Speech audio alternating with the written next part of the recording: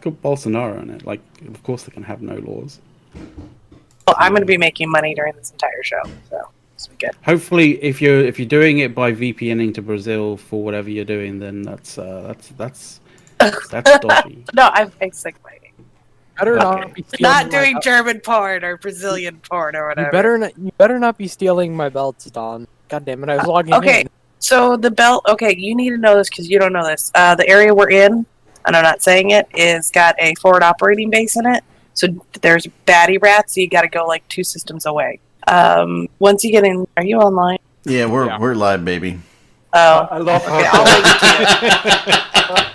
I was like, maybe I better stop her now. I linked it in court for I just you. love how Dawn can go instantly from German porn to mining. Like, It's my thing, okay? It's what I like to do. It's very enjoyable, relaxing, and I feel like Hold it. a huntress. Is it at the mining or the German porn? Yeah. Mining. I feel like a huntress finding like the thing that I wanted to get. And I get very happy about it. The huntress mining. That's some new German porn. Yeah. Whew. Don't know what to do. Oh, wait, this way. By the way, hold it. Did we have a day where we didn't have any sound issues? Can you guys hear the person walking down the steps? yeah. Yeah. At the moment, no, but Yeah. SPHEREZA, and who was the other person that I missed here? Somebody else? ROXAS the Fuel, thank you. Thank you for the tier 1 subs, thank you. Hey. You have a 16-monther. Oh, and 2-monther, and Sothrasil, 7 months. So there we go. Ooh. Everybody wants to do everything in this giant house next to me whenever everything's going on. I swear to God. By the way, the person coming down the steps is a teeny tiny long distance runner. You know, a little marathon chick, so she must be really, like, mad at me or something. And then we have the cheerleader. My kids are meant for basements. So I have crazy Talking of German porn. German porn. that is the best way to start out the show. Numbers just skyrocketing. So I'm trying to figure out is German porn a good idea with a bad implementation, or is it a bad idea with good implementation? That's what we're trying to fix based on the ping that I sent out. I'm not really sure what to do. You like that? Do you like that ping, Soth? Because Soth said so. See that? Mm-hmm. So we have a very special show. ERJ, thank you for the 19-monther. Even though you're sitting here with us. So here's what we have special for you on the show. We are going to provide for you live first impressions on the ESS system by Soth's unedited first impressions as Dawn explains to him how it works. You know how it works? Yes. Okay. Because I saw the original stream, like, I think, 4 or 5 months ago they had it, or longer, where they brought up that they were looking at changing the ESS to what, and they pretty much, like, when we heard it on the stream live, it was kind of like, okay. And we were like, maybe they won't do that. Oh, no, they're doing exactly what they said. So, I'm just going to, basically, the takeaways are, the ESS is changing. Wait, before you stop. What? I'm just going to point out that Caleb has been, like, hyping this up to be the Jesus feature, right? Yeah. And then he's not here. And I think it's kind of suspicious that he's not here today. He doesn't want to take your shit for this. That's why. I don't want to say that Riv said that, Caleb's going to be here, and then, I don't know, 12:15 today, which is like 45 minutes ago, Eastern. She said, "Oh, no, we can't come." It's like, what do you do? Walk through the door. He got hit with that little, COVID radar, heat tester, and can't be on the show. Hold it, did I just demonetize this? I might have. No. I think the fact that we were talking about German porn was demonetized us way before that. Okay, It's fine. And who exactly brought German porn up on the show? It was That was Dawn. That was Dawn. Dawn. Okay, just want to be clear. I mean, that is German porn. It's a group effort, right? I mean, So, Typically, German porn is a group effort, yes. I do want to preface, as I explain this, I don't I think if they iterate on what we're going to go over in the future, and, as they see how things happen, I think it actually could be a reasonable feature. But I'm kind of worried what it's set up right now. So, Can anyway. I ask the dumb question before we start? How often and well does CCP iterate? You know what? Let's give them some credit here. They have been very quick about stuff this year. Consistently, every 2 or 3 weeks, there's something going on. Much faster and more than ever before.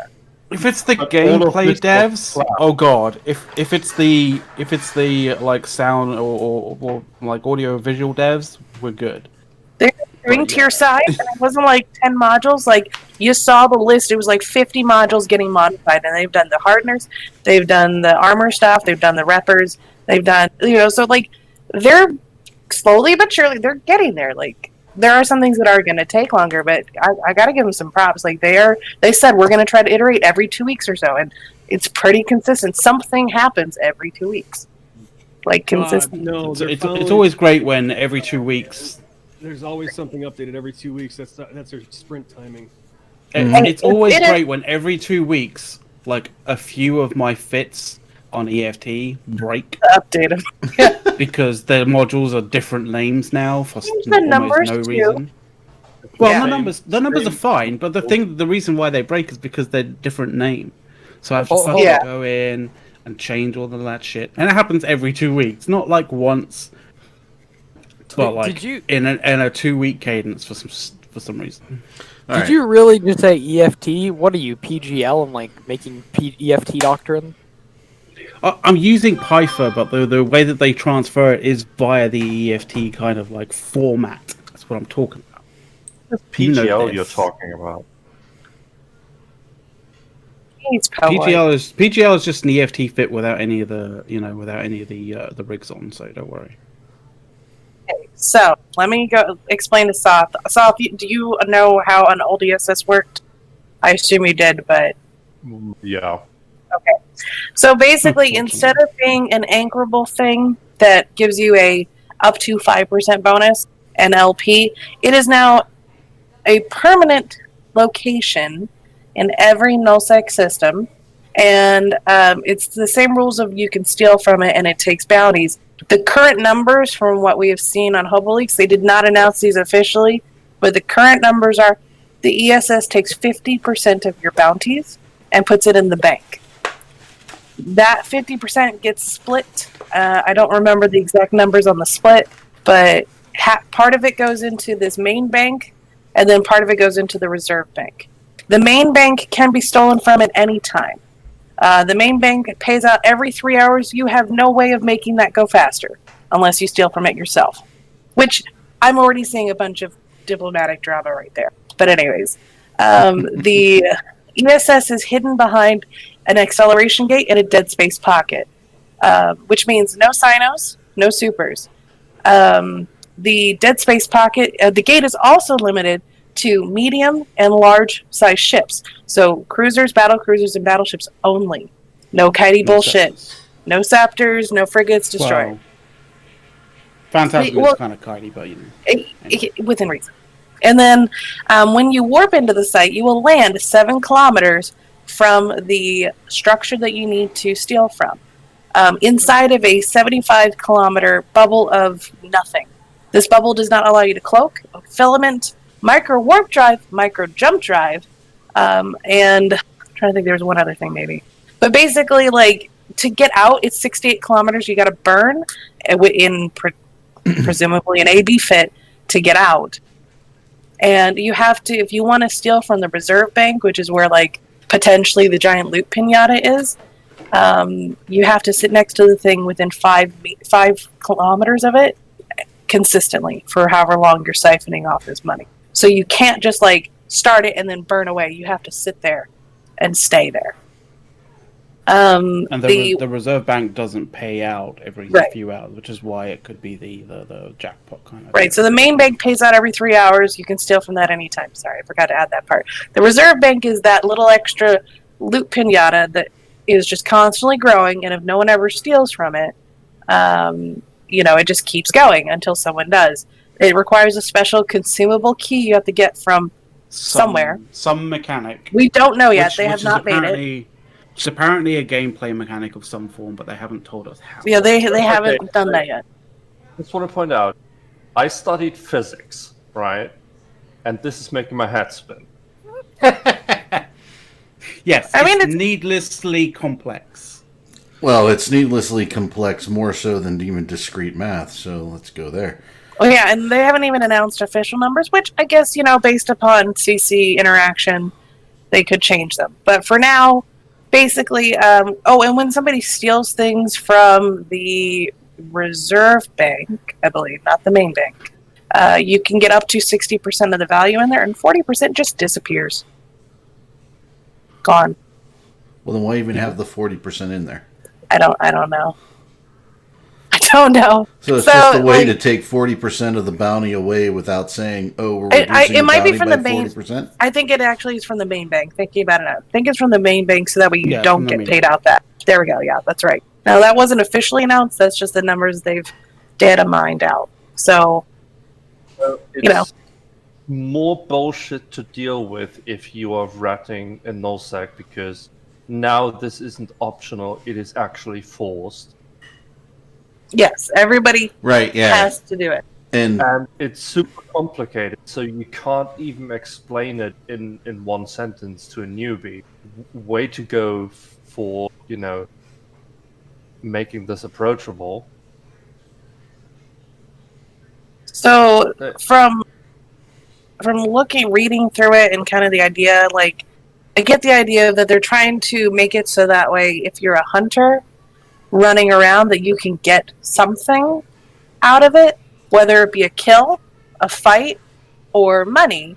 And it's also trying to decentivize people just docking up, avoiding the hunters. They want to try to make you choose: do I rat in perfect safety, or do I go fight and defend my stuff? It's kind of like from the surface. That's what I'm saying.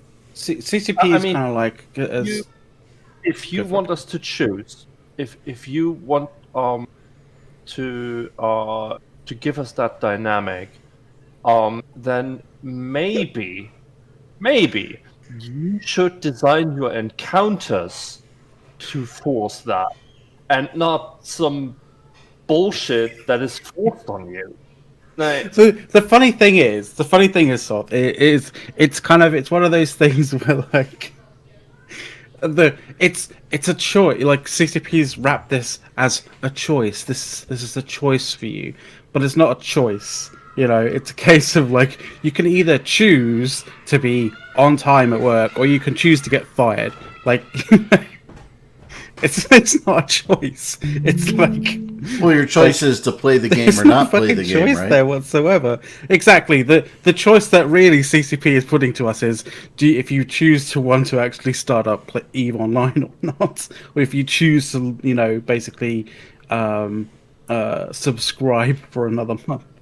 Well, and Cardaris is pointing out ridiculous. The idea, from the surface looking at it, I believe their idea that they went for is: how can we reward hunters in a way that they can get something that they're looking for? They either can get a kill, they can get a fight, or they can get money. And so I don't have a problem with that. That's actually fine. No, that's I'm just worried about that this area may lead to tactics that can't be countered without heavy iteration per se. And as long as CCP's open for that, like, that's fine.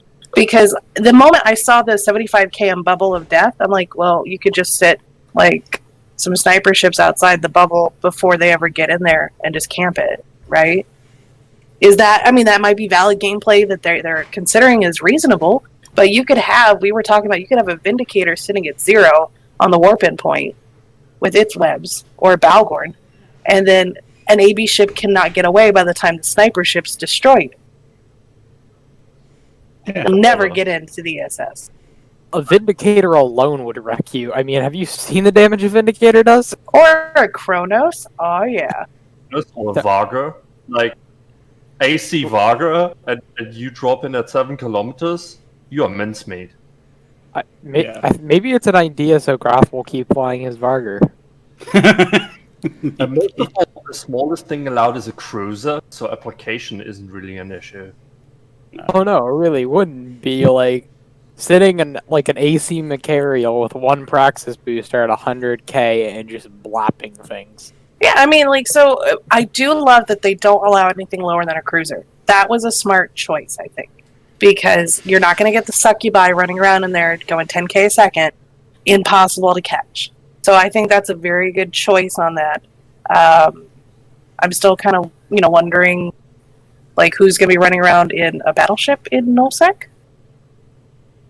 I mean, so long as if you're forced when you're coming in to be at 7 kilometers from like wherever, like landing point, like yeah, if you have 90% webs and you've got enough 90% webs, then yeah, you can. It's literally forcing a close range brawl, to which like most things that can run away can't really run away that fast because, one, then it's not small shit, and two, you can't use micro warp drives, so it's like,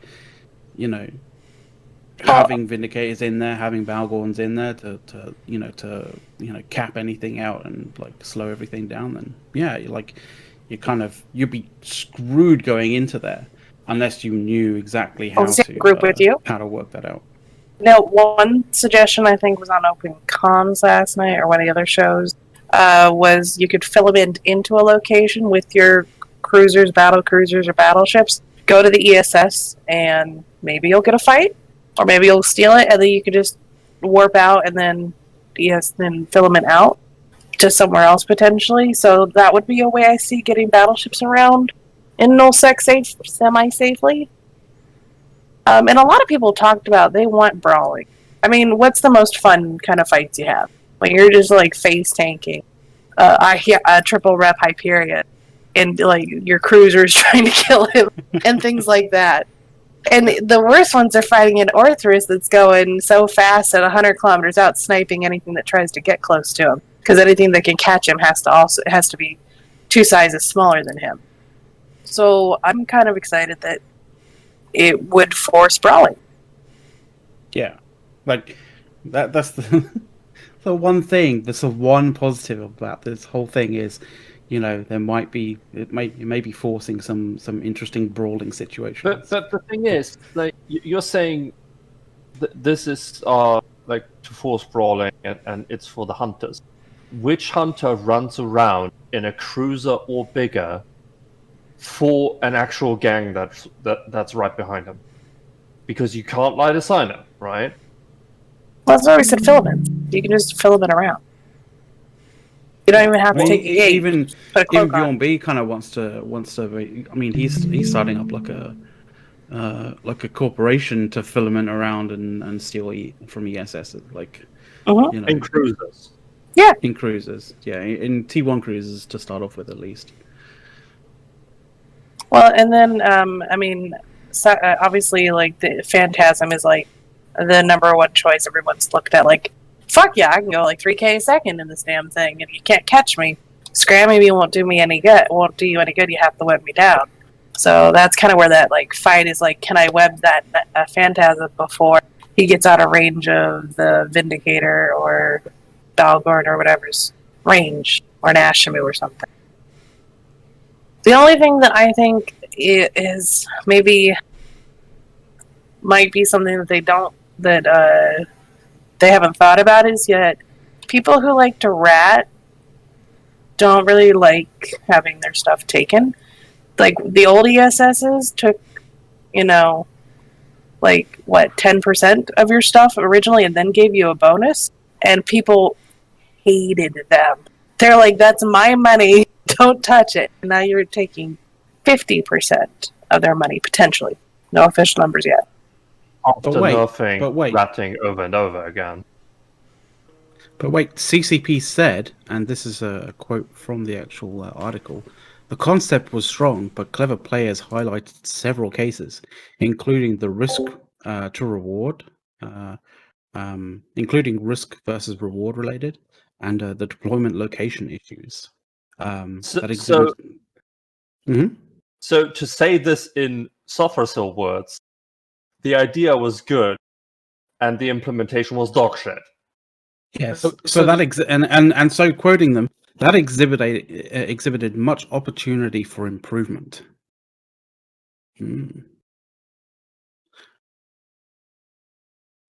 So that's why, like, some of the things that I've read and some of the things we've talked about in the past, I think this has the makings of being good. It's just they need to be willing to iterate it quickly if or when someone finds that way to exploit it. Not wait 2 months to fix it. Like, like, this is not okay, we're going to fix this. Because they don't allow cloaking in there, which is great, or at least in the bubble. Because then the worst thing is if someone is able to, like, hide in there while doing this. The hilarious kind of thing that I read out this, like, the initial kind of paragraph of, like, in the ESS history kind of bit of the article is, we only listen to active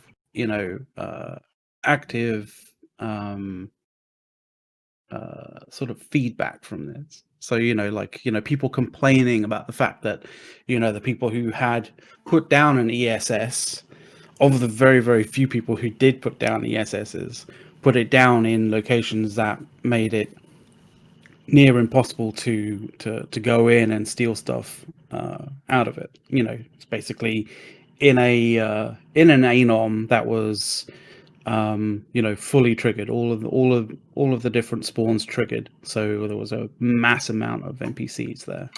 Like, that was the tactic of where you'd put one down. If you ever put one down. But the thing is, the thing that they seem to completely ignore was the I wonder why not many people are putting them down. And to deal with that is basically, we're going to give you a choice. Either don't be in nullsec or have this thing down in every single system you own. A lot of people forgot, and Dirk just joined us, so we'll get him in here in a minute. A lot of people did not realize with the ESS mechanic is if you picked it up, it still remembered the bounties. You could just put it back down again, and it would not change. So people would pay these out and be like, you're ruining my percentage, right? You never had to. We had one of the guys that lived in the system I did my stuff in for a long time. He'd put an ESS out, and he would sit with the ESS in his site wherever he's at. And then if baddies came in, he'd just pick it up. Guess what? It didn't. The money's still there. He would just put it back down again and would keep going. My understanding of that is that it killed the multiplier. It did not, from what he was doing. The system absolutely banks the ISK, and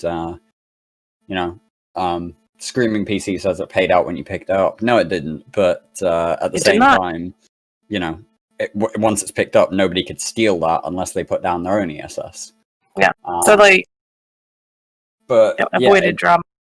This whole new ESS thing is a bit weird to me, not least because they haven't released enough details for anybody to actually look at this and go, you know what, yeah, this sounds like a good idea, or Jesus Christ, are you fucking stupid? There's literally not enough information right now. The funny thing is, people were waiting for the article about it, right? Because it was almost sort of it was almost implied by CCP that there was going to be details in there that we didn't know about, right? The only details that we didn't know about was the fact that like the key, right, that that opened up the reserve bank would be available via gameplay content at a later date.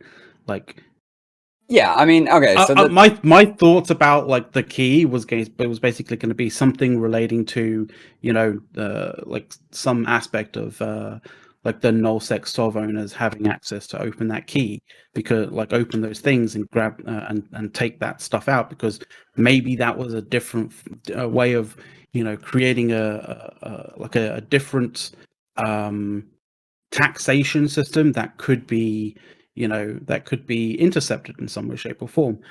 But no, we don't have nuanced kind of you know, an interesting sort of ideas and like that, you know, from CCP. No, it's just different gameplay content. So I imagine, as I said in on the open comms in the chat and open comms last night, I imagine they're probably going to just throw that like gameplay content bit into some area of the game that they forgot like to put like gameplay value into it. So my guess is EdenCom stuff, because like they completely dropped the ball on that, and they're probably scrambling to try and find some way of giving like EdenCom people like, you know, some form of advantage to what they've been, you know, grinding through for the past like few months. Didn't they announce they made changes for how to get standings to make it not as awful? Or is that coming up still? I think Well, that may still be coming up. What, the EdenCom stuff? Yeah, well, yeah, so like they originally was like, okay, if you wanted to get into trig space just to get in at 3.0, you had to grind for 2 months of trig sites to get it done. And that's from 0. So from what I remember reading one of the blogs, it was like that they're changing the trig site benefits, like to be able to like get standings a little bit faster. So it's not as awful. But yeah, like there are a bunch of questions that I have about this ESS thing, and a lot of them echo Mistwarden's article on INN late last night about this. Wow. First up, we've got the question of, okay, so sure, this is now, you know, non-optional. Why was that a necessary aspect of the design? Not entirely sure, but you know what? Sure, let's go with it for the minute. Let's see how it goes. Then they suggest that there are specific ship class restrictions on accessing the ESS via the acceleration gate. Now, this is, you know, a very vague statement. Sure, there's specific ship class access. Is it going to function like a faction warfare plex? Is it going to function like a mission running acceleration gate? Are we going to be able to like drop a carrier in there but not a dreadnought? Or, you know, this is one of those points where even the very idea of vaguety just isn't necessary. They don't need to keep this all under wraps in terms of what the fuck we're actually going to be able to take into these things to fight over the ESS for, right? Well, they've said it's medium and large ships only. I haven't seen that, and it's not in the dev blog. No, the dev blog seems to support what the data mine stuff is. They've also said that they said it also in the stream too, a couple months ago, that it would be for those types of ships only. Then there's also the whole like main bank, reserve bank thing, which, as we've just talked about, you know, these keys are not available at launch. They're going to be coming in through further gameplay content updates. That's because they want the reserve banks to have time to like get fat and happy. But there's no suggestion about whether or not the reserve bank will be building up during this time. I don't see why it wouldn't, but there's no confirmation. Well, it says that that's how it's going to go. A little bit. that the money gets split. It says the reserve bank. This is the real jackpot. A small portion of each bounty is placed in the reserve bank, which sits until it's claimed by someone on grid. Yes, but it doesn't get paid out. Like, you know, there's specifics as to whether or not that's coming at launch, or if the reserve bank is going to be launching later when the keys are released, or it's just that's up in the air a bit. It's kind of they sort of imply that it's just gonna, like, you know, it's gonna start up straight away, but like there's no specific saying, like, you know, it'll happen, like the reserve bank will start like accumulating once we actually have the once the keys are out, like. But yeah, like it's implied that it's just gonna start, like, you know, pulling in a portion, like, right from the get-go. Yeah, absolutely. But yeah, this is just a really badly communicated release, in my opinion. And the funniest part of this is the part where they say, you know, the aim is to revisit the concept with more focus on creating a flashpoint for conflict. You know, that this entire point is to encourage good fights and avoid troll-like tactics. And I'm just going to circle back to the live stream that CCP Psych and CCP Rotati did. And just for anybody watching, CCP Psych and CCP Rotati are representatives of the ecosystem team at CCP. And just for the relevance of this, the ecosystem team are also the team that are introducing this ESS change. And I'm just going to quote CCP Rotati when he says, "What we've been focusing on is trying to find small roaming gameplay, PvP, that's what we want to support." So here we are, just seeing another change to nullsec to try and force us into this small gang meta, because that's what the developers like to play. And I think that, more than anything else, it is just offends me.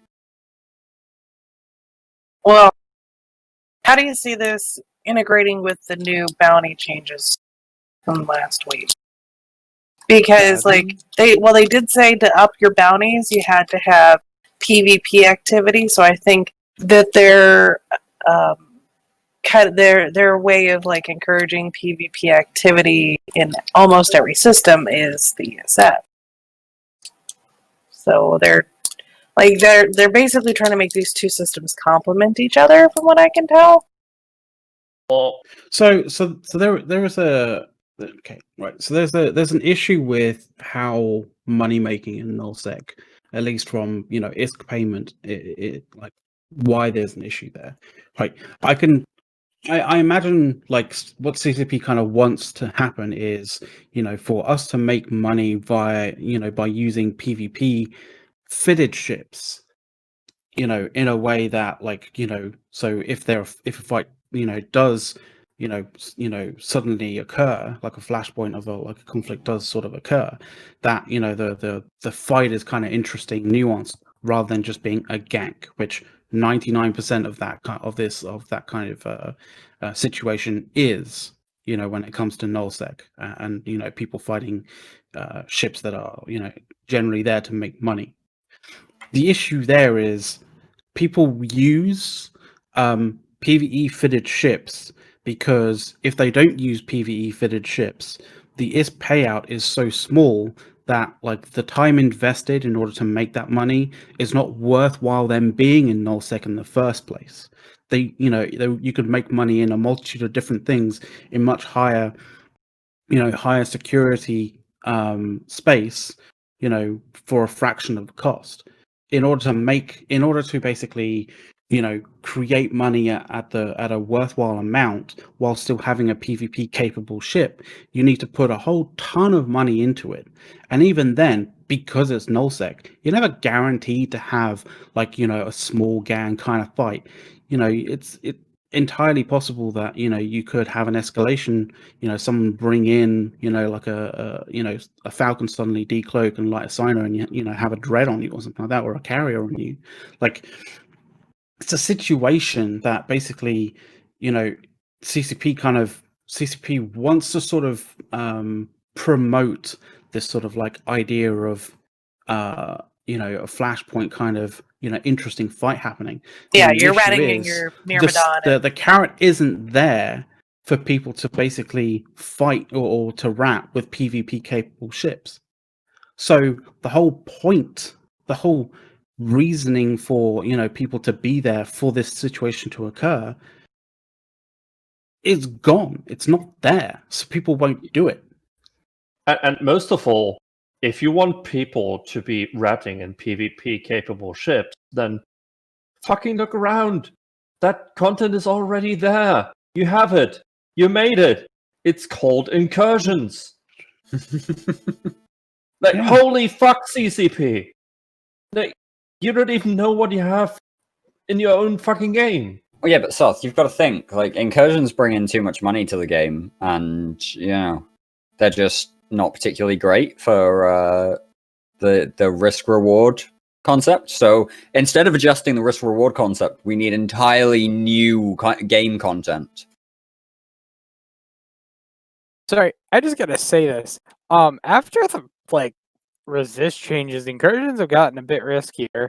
Like literally, we learned this like 7 months ago. Not 7, whatever the resist change happened. Fucking like 150-man Kiki fleet versus the battleship fleet with caps. The Kiki fleet wins. Well, yeah, but that's because Kikimora is OP as shit.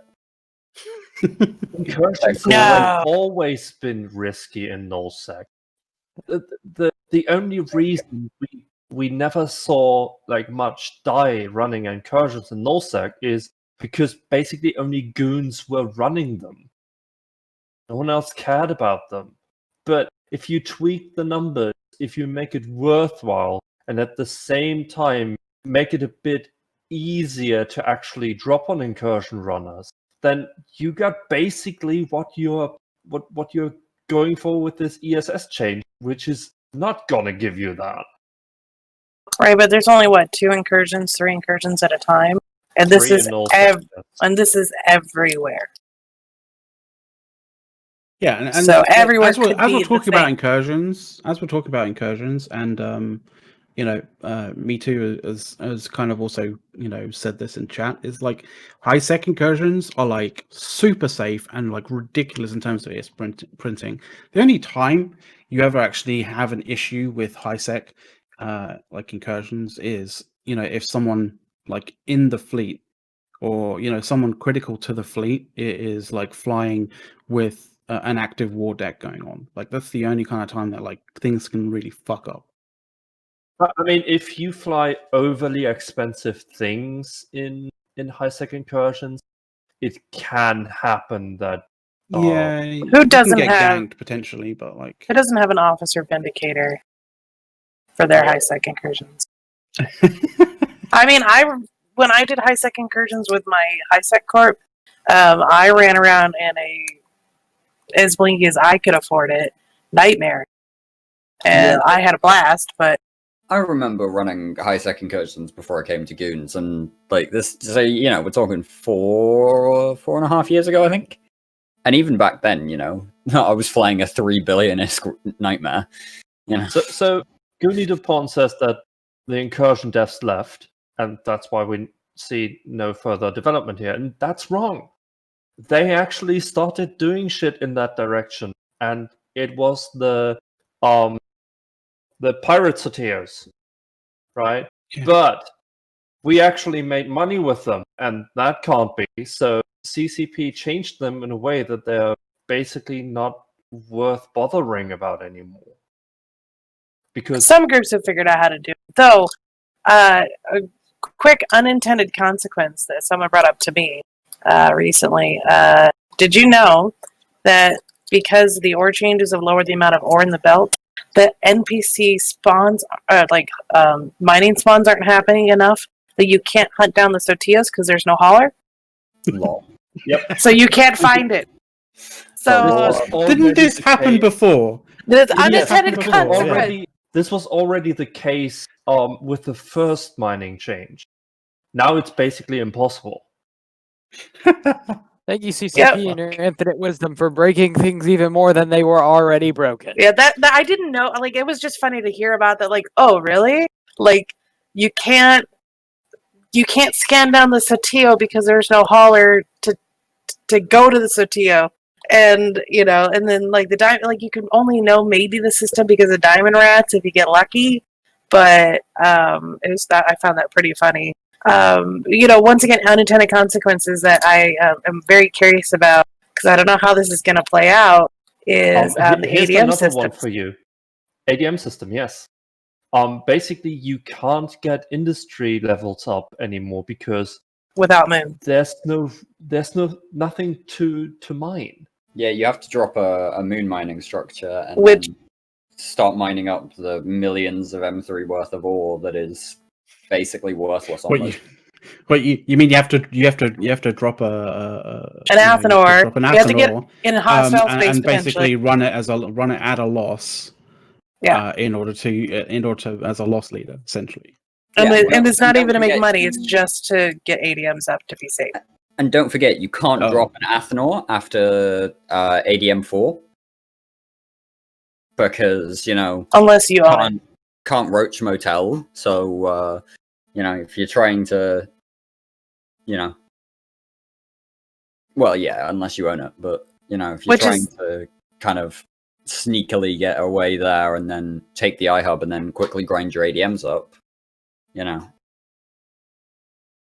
It's more of like, so with the ratting, obviously it wants you to move around with ratting.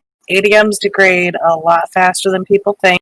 I mean, it's percent per hour, but to get to go up is exponentially harder at the higher levels versus down. So you can consistently get to 2 to 3 pretty easily, but once you get to 3 to 4, and 4 to 5 is much harder comparatively. And it's about number of rats, not value.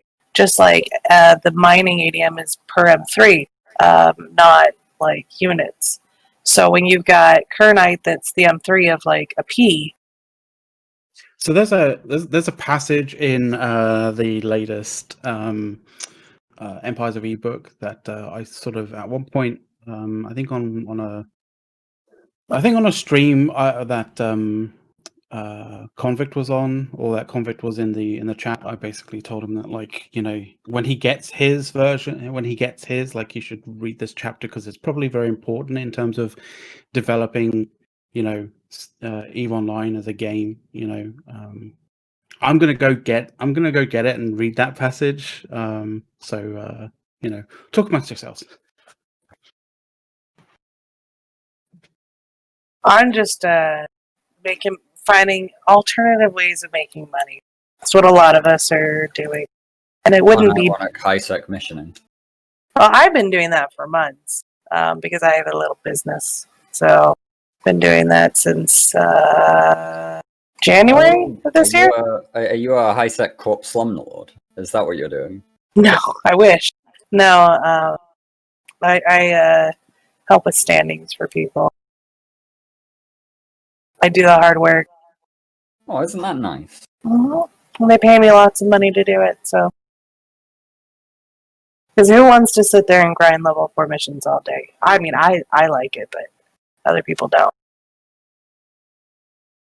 Which, with a lot of these changes, like, I because I've been doing it for months, I can see what, like, it's consistent money. Like, it's not a ton of money, but if you need to be able to afford, doctrine ships in a steady manner, like, you can do it doing high-sec stuff. So, all the high-sec people that are, like, crowing about, like, haha, no-sec is more dangerous, ha ha ha. Well, guess what? Just make alts and we'll just go hang out with you guys. And things won't be very fun for you. Which is, a lot of chatter, at least in Theta, is like, maybe we'll just start ganking more.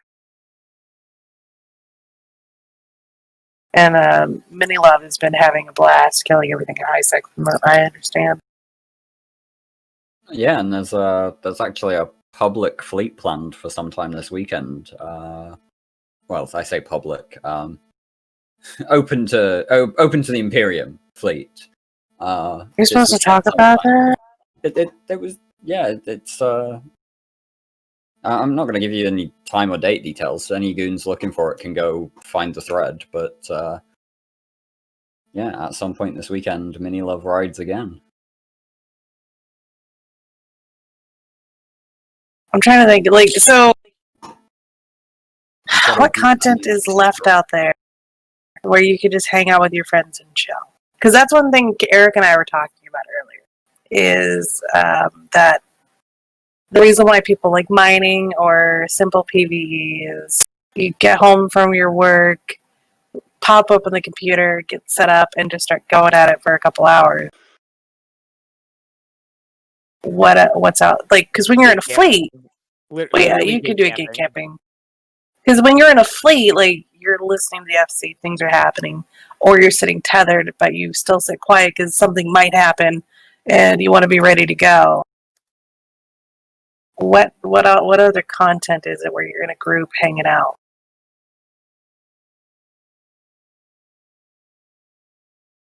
Exactly. Can't think of anything. Right, I'm back. Oh, goody. We've talked ourselves into the floor. Oh, okay, cool. So this is quite poignant. This is pretty poignant, right? It's the start of Empires v Volume 2, right? So if any of you have it out there, you will be able to see it. Like literally page 16. But or 16 and 17. But essentially, like, they're talking about game theory and, you know, sort of like how to build like online virtual worlds and stuff. And there's this guy called Richard Bartle, right? He's a writer, a professor, and game researcher for massive multiplayer online games. Co-created Mud 1 in 1978, which was basically like, you know, one of the like initial kind of developments of, you know, sort of like multiplayer games, that kind of thing. He's also the author of a 2003 book called Designing Virtual Worlds. So he kind of knows what he's talking about in terms of, like, you know, virtual worlds and the things that basically allow them to coexist. And so you know, he referred to various different archetypes of players inside online massive multiplayer online worlds. Right, where was it? You said page 16. Yeah, it's like page 16 and 17, bit of 18. There's this other guy who basically is quoting Bartler, called Ralph Costa. He's the guy who basically, he's the lead designer of Ultima Online. And so he's kind of like talking about the archetypes, which were, right, so so there's killers, there's socialites, there's achievers. And so, where is it? Killing McLeod.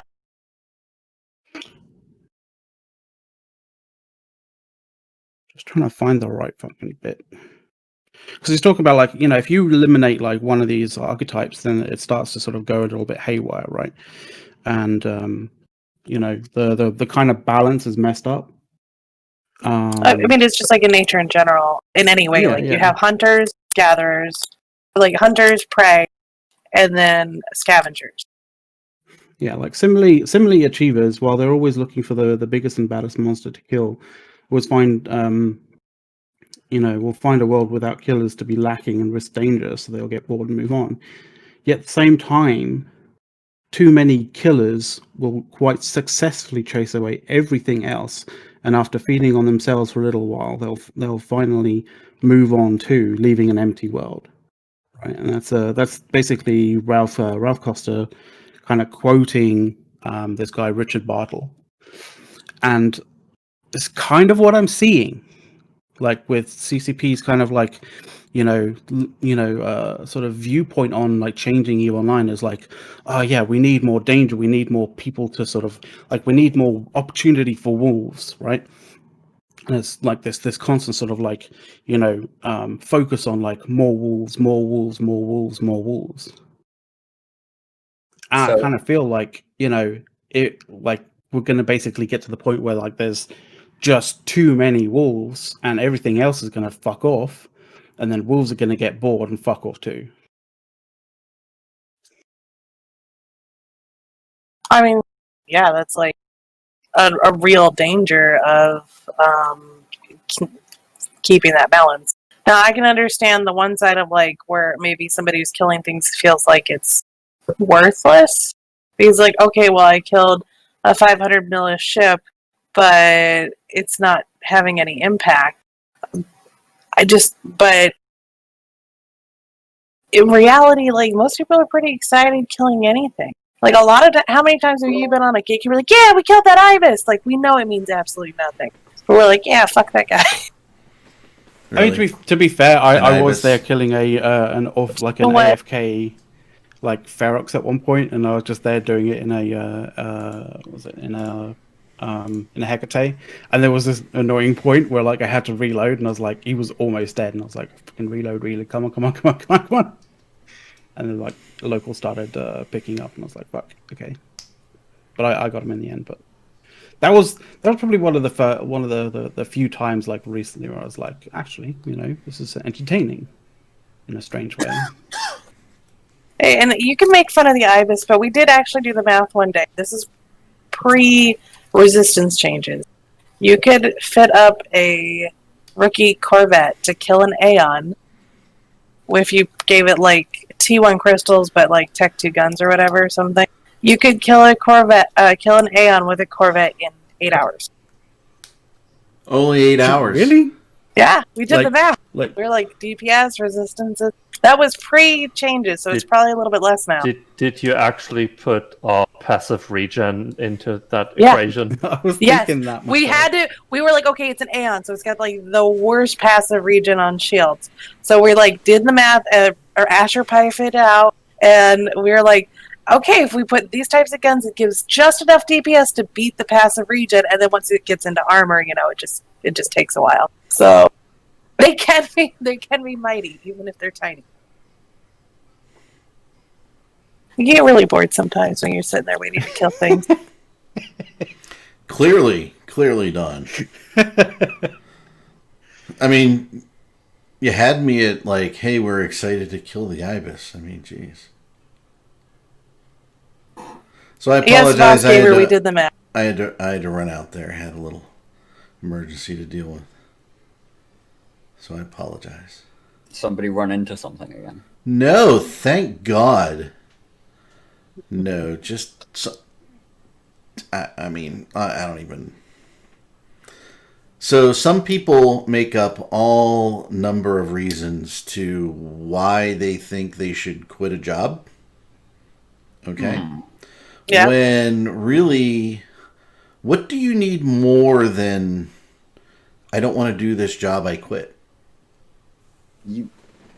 Not much really. Like, okay. I mean, yeah. It's one of those things of if you're going to work out your notice, then hey, yeah. No. Nobody gives notice, but yeah. Jesus. Yeah. You know. There's no benefit because the one job that I gave a notice to, she's like, you don't have to come in the rest of the time. I'm like, all right, bye. Yeah. Because they don't want you there. Well, there's a difference though. If they do that, they have to pay you the 2 weeks legally in most states. That seems weird. Like, it's a generational thing. I don't know. I've got notice of 4 weeks built into my contract as like my Okay, well that's because you're in a job where you get a contract. Well, you gotta. We're talking about jobs. There's no contract. Who the fuck is Firstly, Dirk, you have to understand that like employment contract and employment law and stuff like that in the UK is far different than the US. In the US, you basically get fucked over. Yes, basically, hospitality guys just get utterly. Guys, you gotta keep in mind this works both ways, right? In Europe, both sides have to give at least 3 weeks of notice, and up to, is it 3 months? Depending on how long you have been employed. Risk, we already talked about. I'm not going on camera ever, unless I absolutely have no choice. I mean, Eric is a floating head right now. Okay. Well, it's because I have a black shirt. We need to get one of those sort of like Futurama style like jars that you can just like just in front, so it looks like you're in like. We should just have those made. That replace the boxes. that we have here, right? Do it. You can do it. I think we should do it. We should get it done. So, Also, So, I just want to point out that the one to say more people should get on camera is Brisk. Brisk, why don't you come on camera? yeah, come on, hang out. It's fine. What's the other thing? he's getting a shower. I mean, Oh, yeah, Chris he can go on picks. camera while he's in the shower. By the I way, don't think anybody would object. I don't know. No, well, Been a as while long since as we've it's like had literally a neck up. shower pick, actually. It's got to be neck up because we can't Chris, see. why are So- you still paying for your OnlyFans if you're not going to give us shower pics? yeah. No, right? So he's in the shower. Hey, Brisk, what time is it? I know what time it is. It's 2 in the Shower time. afternoon, Brisk. Okay, you're in the freaking shower? Really? Yeah. I'll be Wait, taking wait, this. wait, wait. I mean, if He always because he has so much time on his hands most days that like. By the way, he I don't just think- takes I don't- random showers every so often. I don't think my beard's coming in good. I mean, it's been like 3 weeks. Look how shitty my beard is. Brisk, you say you have to get into costume like that. That's not just like that sounds like more than just a suit.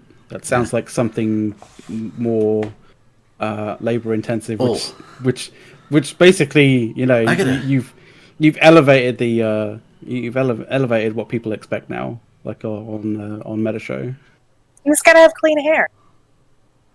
Yeah. But yeah, Eric, on the topic of beards, you just kind of got to let it grow, man. Just I let do, it but do its I thing. used to have a beard when I was young. So there was I lived out of state. I came back home, and I had a beard. And my mother was like very anti-beard, because that's who I was visiting. And she's like, "What are you doing with the beard?" And I said, "Well, my new girlfriend likes the beard, so it has to stay." And she's like, "I don't like the beard," right? And I mean, it was nice. It was trim. It was good. I didn't have like I didn't look like, Jack Dorsey or whatever the hell his name is, right? With the, hey, I cook funky bacon online or something. With the nose ring. Let's just blast way past that. So I had this beard and so my wife is very pro beard. And so I'm going back with the beard, and we'll see. Now, do we want to talk about the war this week? Hey, did Soth's head explode yet during the show? By the way, I'm looking for this text from a while ago, and if I can find it, it's gonna be it's so funny. But It's been a Might take spicy me a week while. this week. oh my god, it was I mean, I'm trying to get a good one. Like the last person who just quit their job decided that they could not do a particular job because their girlfriend, let me find here, has an autoimmunity health issues, and her health cannot be risked. But they're not quitting. They're not quitting. Just to point this out, I have a fucking autoimmunity health issue. All I right? understand. Would you go deliver packages for a delivery company? No, I would not. Okay. But not because of that. Not because he's ill. Like, I'm not really ill, right? you know what I mean. Through this tirade of texts here, they're not quitting, but they're going home, and then it devolves into I have chest pains too, and I have autoimmune issues as well. Okay, and then Well, that's not how that works. what do we? I mean, it just cascades. It's like they have to go big to quit. They can't just say, "I don't want to do this job. I'm done." Okay.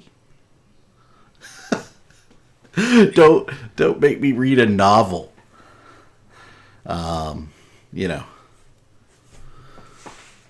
don't know. That wasn't a good one. The best one was the guy who said that they were in the doctor's office with a fever and they thought they had the COVID. That was another good one. Let's just segue. Just give me 30 seconds here. Okay. Yesterday, 2 people went home from work. They visited their grandmothers, both of them, independent, different grandmothers. And after they were done visiting, they got told by their grandmothers that their grandmothers had COVID, so that they are exposed and they can't come to work for 2 weeks. Yay! Yeah, right. Then I had a guy who had to pick his grandmother up at the hospital at 5 o'clock because she was coming home, and then didn't come in the next day because his grandmother died. Do you keep like track of this to know like how many grandmas they have? Oh, I had You can somebody. most have like 8. Oh, I think, how about somebody who's the same cousin died twice in the same week? Maybe they were twins. No, it was the same cousin. Well, Because he I actually faked his death the first time I round, said, then he is this the actually same? died because Is of this karma, the same so- cousin that died earlier in the week? And the response was yes. It's amazing. Yeah, I think he faked his death. He faked his death to try and do something, and then karma caught up with him, and like he died anyway. Redskin Legend, I actually do have a spreadsheet of all of this. And the funny thing, I was just on the phone with somebody, and I said, since March 27th, there have been at least 282 of these stories like this. I mean, Let that sink in. Like, of course you keep a spreadsheet of this shit, because then when they go, okay, yeah, I'm done, thank you, bye, and then Eric pays them up to that point, doesn't pay them any more money, and then they try and sue him for more money. He kind of just goes, well, here's all the paperwork for what I haven't paid them for. Like, Oh, no. We pay him for everything. We pay him for everything. I don't care. Of course he has a spreadsheet. He's an EVE player. That's true. You only get so many bereavement days, anyways. You get like 2. There's no bereavement days. Sorry. Thank you for playing. Dave. Well, then You have PTO. you should. No. I hate it when they like try to lump all the PTO into one. Like, no. Yeah, that's what we do. Sorry. We're not that complicated. It's little. It's not like, we're a big company. Yeah, but if you give me PTO, I'm just going to use it all for vacations, and then I won't save anything for anything else. That's okay. I need you to sort it out for me. I let you have unpaid time off too. Redskin Legend, did you just get that name right on accident? almost certainly that was an accident. Because That's true, Scream. There's no way that's not a name many people. I mean, he could be a giant Elder Scrolls fanboy like me. You don't know. So, War. trying to think. What of is it another good for? one. All right, I got to step out for a few minutes. I'll be back in a little bit. Yeah, nice McLeod. McLeod just put all our talking heads in jars on, Oh, really? Yeah, we'll be using that next week. You should. RJ, pull it up you should make into that for us. into the actual thing. And get our characters in it. RJ can't hear you. Yeah, I see. Well, I'll ping him on Facebook later. Oh, let's see. Oh, we've had a lot of iHub flipping. It's like a pancake, just back and forth on iHub. Pappy is jerking it off to getting some iHubs in a system that we can't even jump to. Good job. Glad you can do that. And then completely passed on the Windsmeb constellation last night, which was hilarious. Because they didn't like the threat to their own ships, considering it's in direct jump range of us. So it's pretty fun. They got some stuff later, though.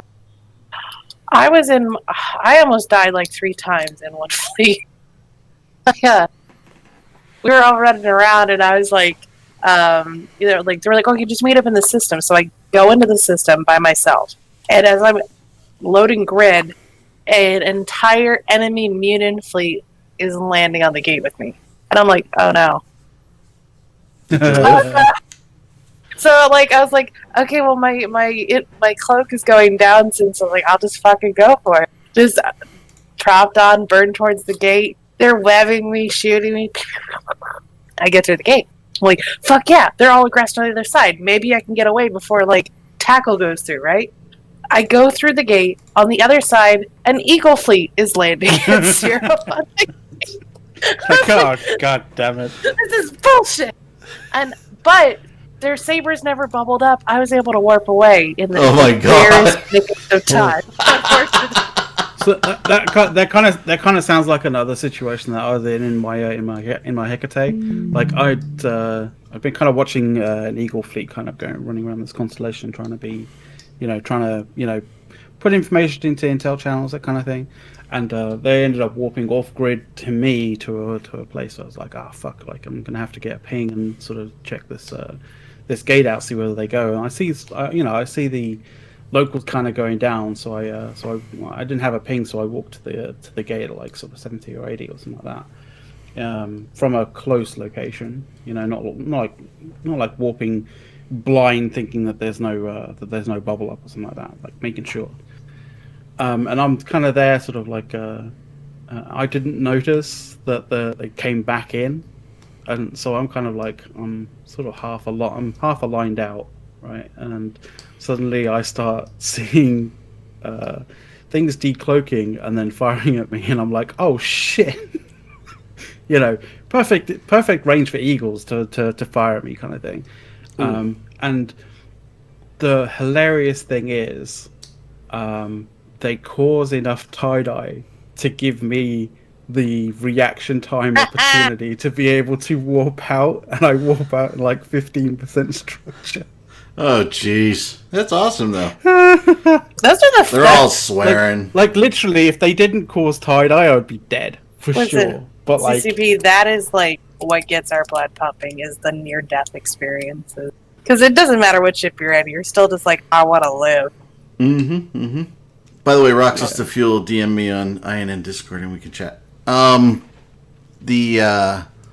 So yeah, I mean, those are always fun things when you get away with them, and then you die, and then I don't know. Like, I'm trying to figure out this game where where CCP is really trying to take this game, and where do they think the future is?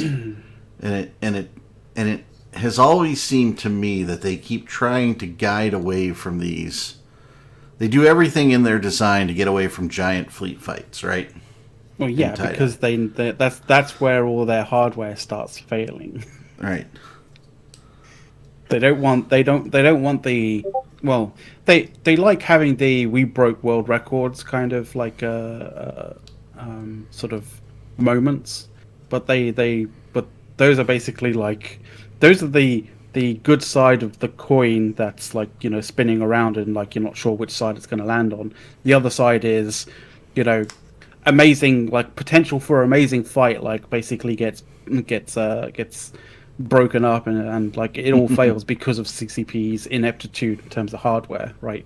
Like they don't want that particular news article, those particular like gaming articles to be coming out. So like they're trying to push it into like no big singular kind of fight events, like try and break it up into a whole constellation. Yeah, I don't ever see that working. It's funny, is last night I've spent like the whole war getting to know a lot of like the bad people in some capacity, and so like every time that like I'm dying or like gonna die, they all like to send me screen caps of them like shooting me. So it's usually just this like visual record of, and Don died today, and Don died today, and then or if I get away, like Blazing Bunny last night was like, I almost fucking caught you last night. So it's pretty funny. I would say that has been fun about the war. I once made a joke in local, because I think the last fight or second to last fight, I mean, I was in a while ago, Piggles killed me, right? Because I got booshed off and didn't get away with the fleet and got isolated. And he ended up killing me, and he was the killing blow. And I said in local, like, hey, look, Piggles is famous, is space famous now because he killed a talk show host. and he didn't like that.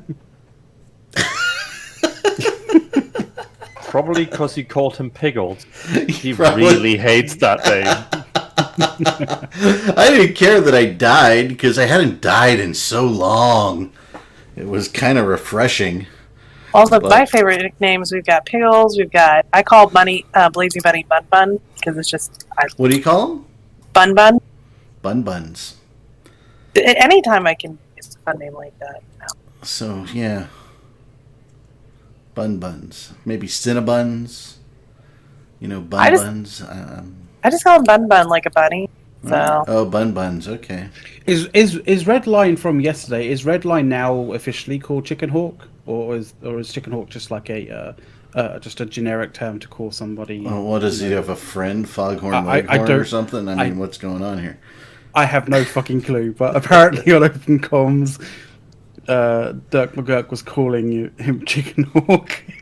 That's because I literally watched that earlier this morning, and like Redline said, if you want to fix the game, here you go, and linked the CCP careers page. Oh yeah, careers and page, yeah. Dirk was already 15 shots in, so he just fuck you, He just fuck, yeah, fuck, and just went 15 shots in.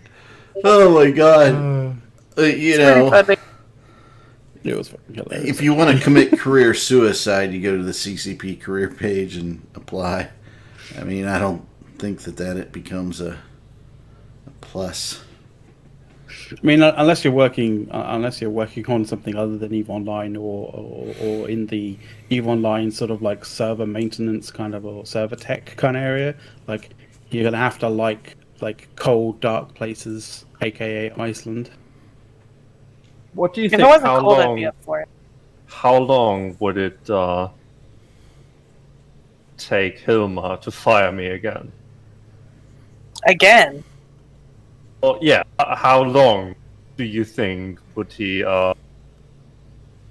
deal with my? I don't know. You're not feedback.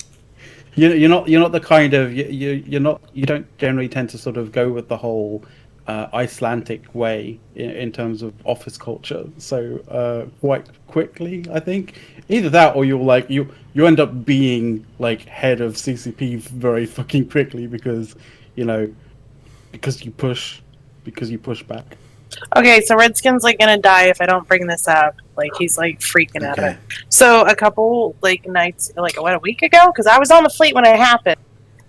Billy, the greedy person that he is, during a big fight, there were caps in the system. He jumped his Rorqual to salvage, I believe, a fax we killed. So then we murdered him before they could get on grid. And then we didn't kill that particular fax, but we killed 2 to 3 other faxes that night. So we were just whatever, put us up positive. So it was pretty fun to kill him. So I have a question, right? So we have a big fight, and then a bunch of goons go out there and loot the field, right? Uh-huh. Are those goons with a lot of money? Goons trying to make money that have no money? What are they? What are you, in your opinion? Entrepreneurs. I believe that they are the alts of the enemy trying to get stuff. Probably.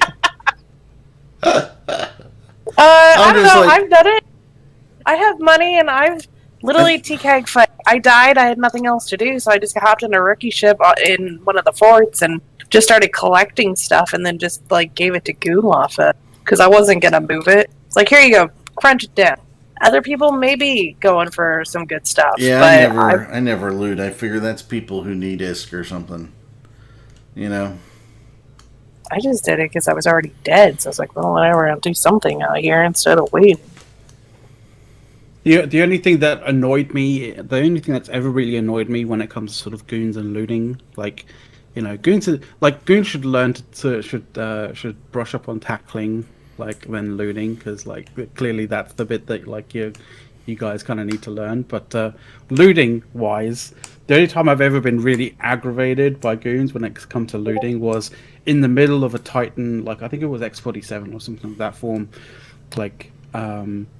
so when you're in a fax, when you're in a fax and you need to drop that ship that you have in your SMA and blow it up in order to like loot the the 3200s back in. It kind of sucks when that wreck suddenly starts flying away from you because of some asshole's MTU. Yeah. That really fucking annoyed me. If 47. all I gotta say is like Asher absolutely hates MTUs. This is a known fact. I don't know why the enemy just doesn't put more down on the field, because I guarantee he would be distracted enough to start killing them instead of the enemy fleet. There, Billy. There's a free tactic for you to actually win a Titan fight. Just put down shit tons of MTUs, and Asher will be too busy killing them. I'm just saying, if they don't already know that, then they don't listen to main fleet count. Like, it's a well-known fact that he has a great aversion to MTUs. And like, when Filaments first came out, like, he was all about, like, I'm just gonna go and find MTUs to kill. Straight up, got in a Hecate and just, pew, right off in his face. Which, I don't get. That particular fight, in that particular situation, that has basically caused me to never put more 3200s into a T1 industrial that I could literally just pull out in one go. Because like fuck that. But McLeod, I've seen that go differently. I'm sure you have. I've seen Rex suddenly start to move towards. Dude, in a Macarial. The most ridiculous thing that I ever experienced in a massive fight was in BTAC-R, and like trying to salvage a Titan wreck, right? When suddenly it starts going at like 1,000 meters a second. Whee! Because of a fucking MTU. It's just firstly, it's a Titan. Like, it never really tends to go over 1,000 meters a second unless it gets bounced, or something. But as soon as it dies, it suddenly gets launched 1,000 meters a second, like in a direction. It's just completely ridiculous. I wonder, speaking of all the changes that have been happening over the past few months, if they're going to change anything about salvage and salvage mechanics. Do you think that system needs it, or is it is it on the chopping block, or you think it's in a good spot? Leave it alone. What do we? I don't know. How many T2 T2 rigs do you see on structures these days? Only the Tataras. And that's fairly fucking rare as well. Yeah, there's a couple out there. The rigs don't really take a ton of salvage, I believe, but it still takes enough that it's, ridiculous. Nobody T2 rigs a Sotillo that I know of. I'm thinking my personal kind of thing is, if you're gonna be tweaking anything salvage kind of wise, maybe up sort of the amount of T2 salvage that you get out of stuff. Not by much, but just a little. T2 salvage drones when? So Exactly. Let me ask you this: are we still waiting for that carrot, or is this ESS supposed to be? Oh, that's your carrot. That's your carrot. It's a carrot for the hunters. If this is a carrot, then Jesus Christ. It's Yes, a carrot my for son. the people I who don't like wanna to see steal the cake. money, and so there's a carrot for some people on this one, and then a stick to others. So it's better than complete stick. Not sure. I don't know. That one. It's I don't know. It's a carrot stick. I don't know, because it's kind of it's force. It's literally CCP forcing you to be it's forcing a situation. You go brawl. You. The best way to promote a particular a particular response, a particular kind of behavior from somebody is to sort of create a situation where they want to do it willingly, not force them into it. because amazingly enough, and this might be like a piece of knowledge that maybe CCP doesn't realize, but amazingly enough, in any and every situation that CCP could potentially put their players in, there's always a second option. And the second option is, how about I go play this other game? So with these changes, or some of the things that they're trying to do, it seems like they're going for this, and maybe their numbers say small gang gameplay is for longer retention. I don't know. But this reminds me of a meme for Nintendo.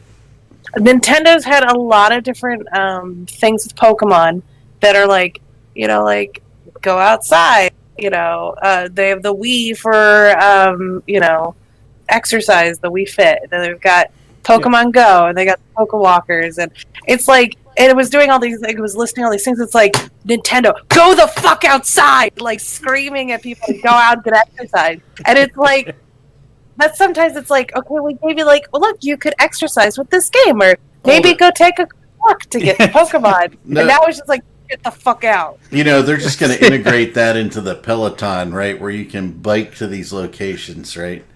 And just, you don't have to go outside. No one has to go outside. You just stay inside and you bike to the mountaintop. Oh, look, it's Poke Gym or whatever the hell they have out there, right? Like that's what when I start seeing some of these changes, it's like small gang gameplay. Go small gang gameplay. Go small gang, go brawl. And you're like, okay, I get it. Fine. I mean, if I have an excuse to use a Phantasm, I'm excited. It's actually my favorite ship in the game. I used it in high sec. It was an armor Phantasm.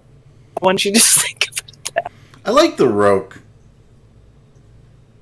I just like the way it looks. To me, that's a spaceship. It's a space train. If we weren't in this massive fight for our lives war, how do you think these changes would affect Delve on the day-to-day? Less activity. From what it is now. I mean, all I can see, especially with the ESS change, is like it's just it's screaming at me like Diplo incidents, like all I see are Diplo incidents. Someone kind of going, oh, someone came into the. So I saw someone a few jumps from the system that I was running in. So I thought, I best quickly get an ult into into the ESS and steal it before they stole it.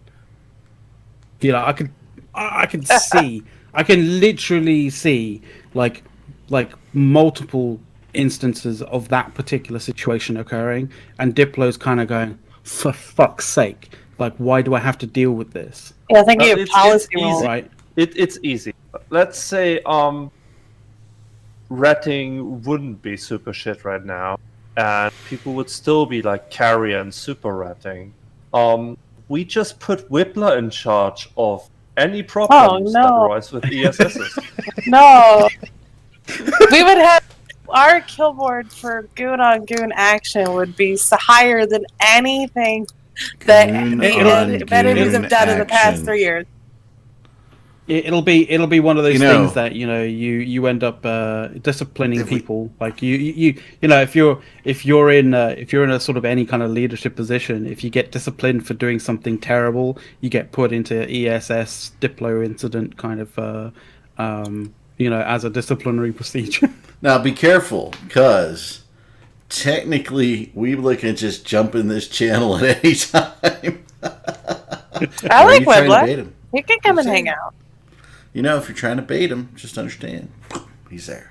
That's what I thought it was. I thought it was just baiting him to come into here. And be like, no.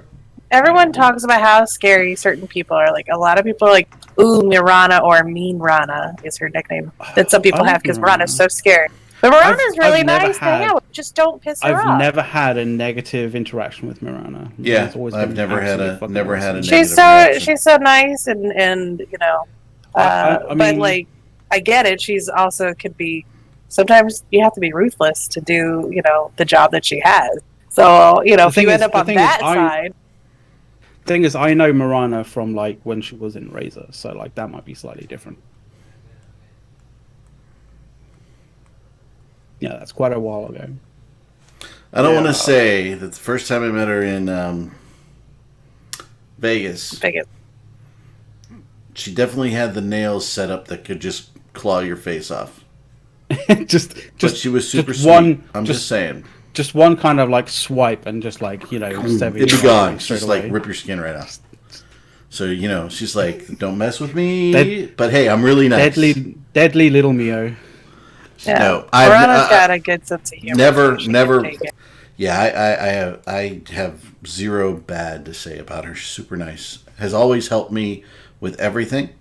And then when we were deciding as a corporation to either take you to the Saarinen days, right? When we were deciding as a corporation whether to come with goons or go with, you know, the executives wherever they were flying off to, right? She was very, very specific. You know, even if you go, you're still on INN. It doesn't really matter. Don't worry about that. Don't make the decision with that. And I'm sitting there going, the only decision we're trying to make here is where our folks will have more fun. Right? And that was in Goons. And that's where they wanted to go. Right? But she was, so we were trying to, I'm just saying something Marana, we were trying to decide what to do and where to go. And it was very much not come to Goons because they're the greatest or because you're on INN or none of that. Nope. None of that matters. She goes, make sure you're doing the right thing for your people. And that was very much where we were. And so I consider her a smart person, a very nice person, and somebody who's very level-headed. So, hey, she's in the right spot for sure. I don't know how we got there and how we got to that soapbox, but hey, we got there. We were talking about Wibla, and a lot of people about ESS. Yeah. Wibla. Wibla would probably be the perfect person to be in charge. Then that any drama. Yeah, I don't think I've ever would met just Wibla, but I might. Well, he was in Vegas last year. Maybe I did. Maybe I don't know. I just know him like in chat and things. Seems like a very nice person. That's a funny thing, right? I was in a wormhole corporation long ago, Hidden Agenda, and you know they're Wait. Before you go there, I just want to clear something up. Whippler doesn't undock a Titan. Whippler undocks a fleet of Titans. nice. Yeah, that's true. I've seen it. So they were the biggest anti-goon people you could ever be. Goons were terrible. They were horrible for the game, right? And one day, me and Scythe, we were on battle and we were in goon space. We were having a little battle with them because our wormhole went in there, and you know they caught Scythe and they had him in a pod, and he said, "Hey, in local, if you're gonna kill me, at least come out and doomsday me with a Titan." And they did. And we were all just laughing and had a good time. No, they're very cool. It wasn't that big a deal. We're all just brawling, having a good time, right? And then we said, we started thinking, right? And then somebody went off and joined the executives from our little group on an alt, and they joined. They were in Cloud Ring with Goonswarm and got the whole thing. You know, goons aren't what you think they are, but some people don't like them. You guys may not want to come over here, and we all went over there. And that's when we all learned that, hey, this big, that the giant group of people are just fun. I mean, not everybody's for everybody. And that's the case. Like, egos don't always work out. And that's fine. It gives us people to shoot. But, you know, there's usually somewhere in Goonswarm that you can be. You know, if you want to be a shitload that talks about animal poaching for an hour and a half, come to Theta.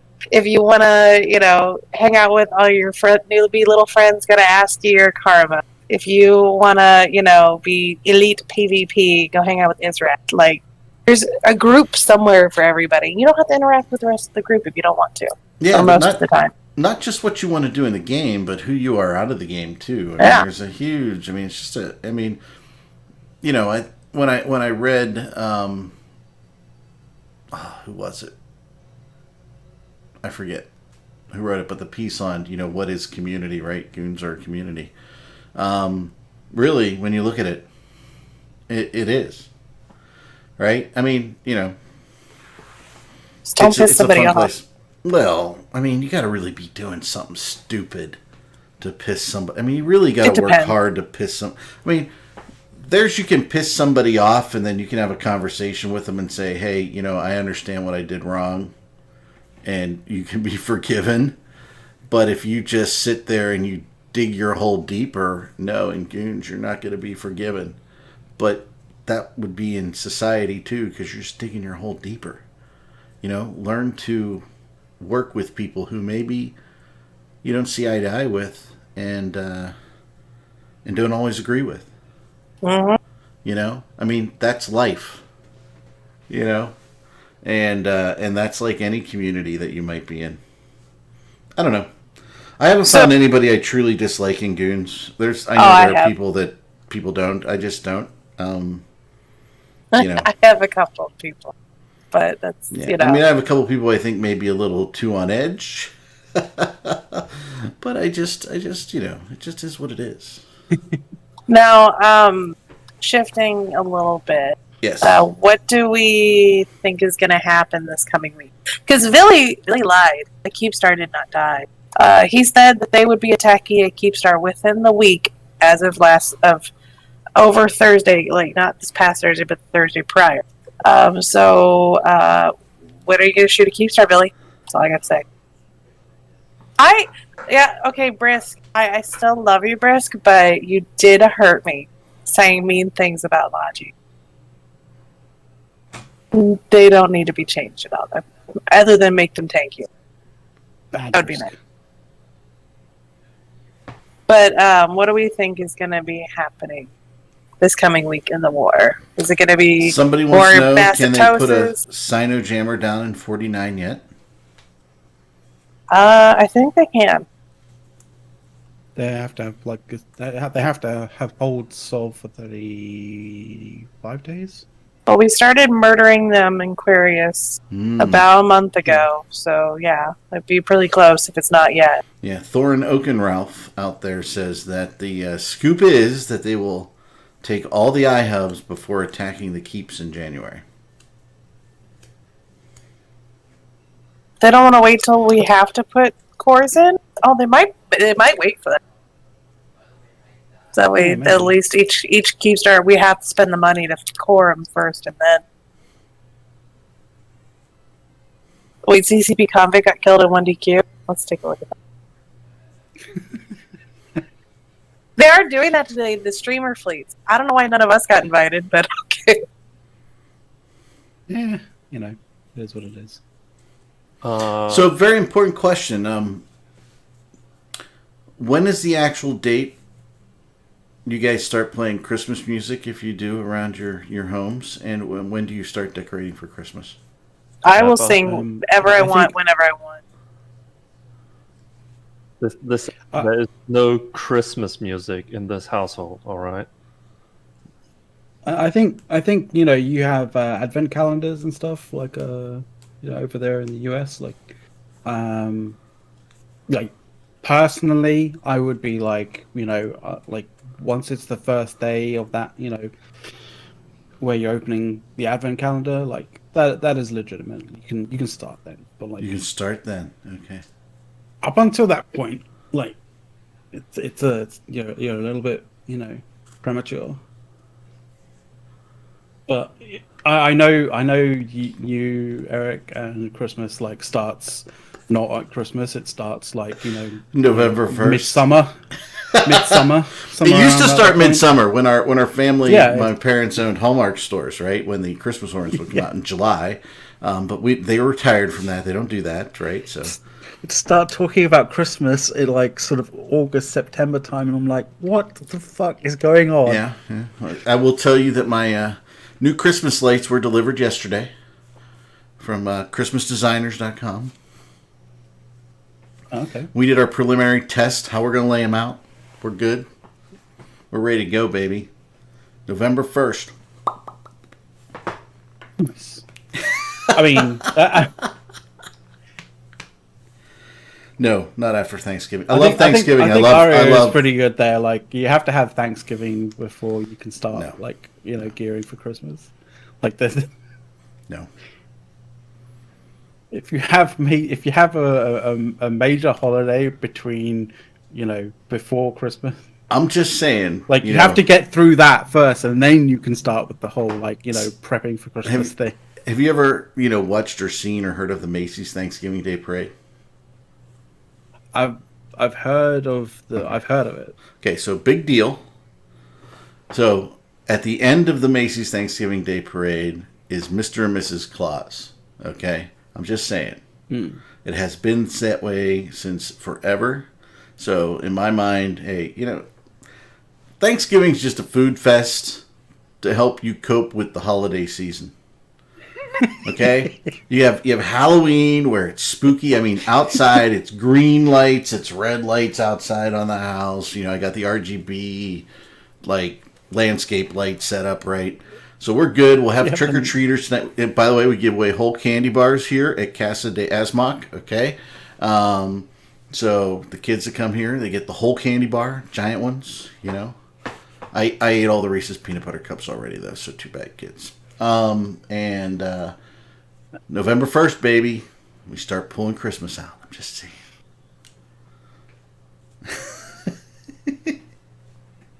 Did I kill the show?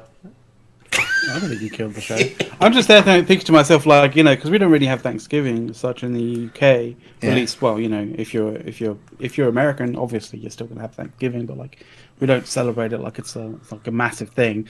But I was just there, thinking when you were talking about it,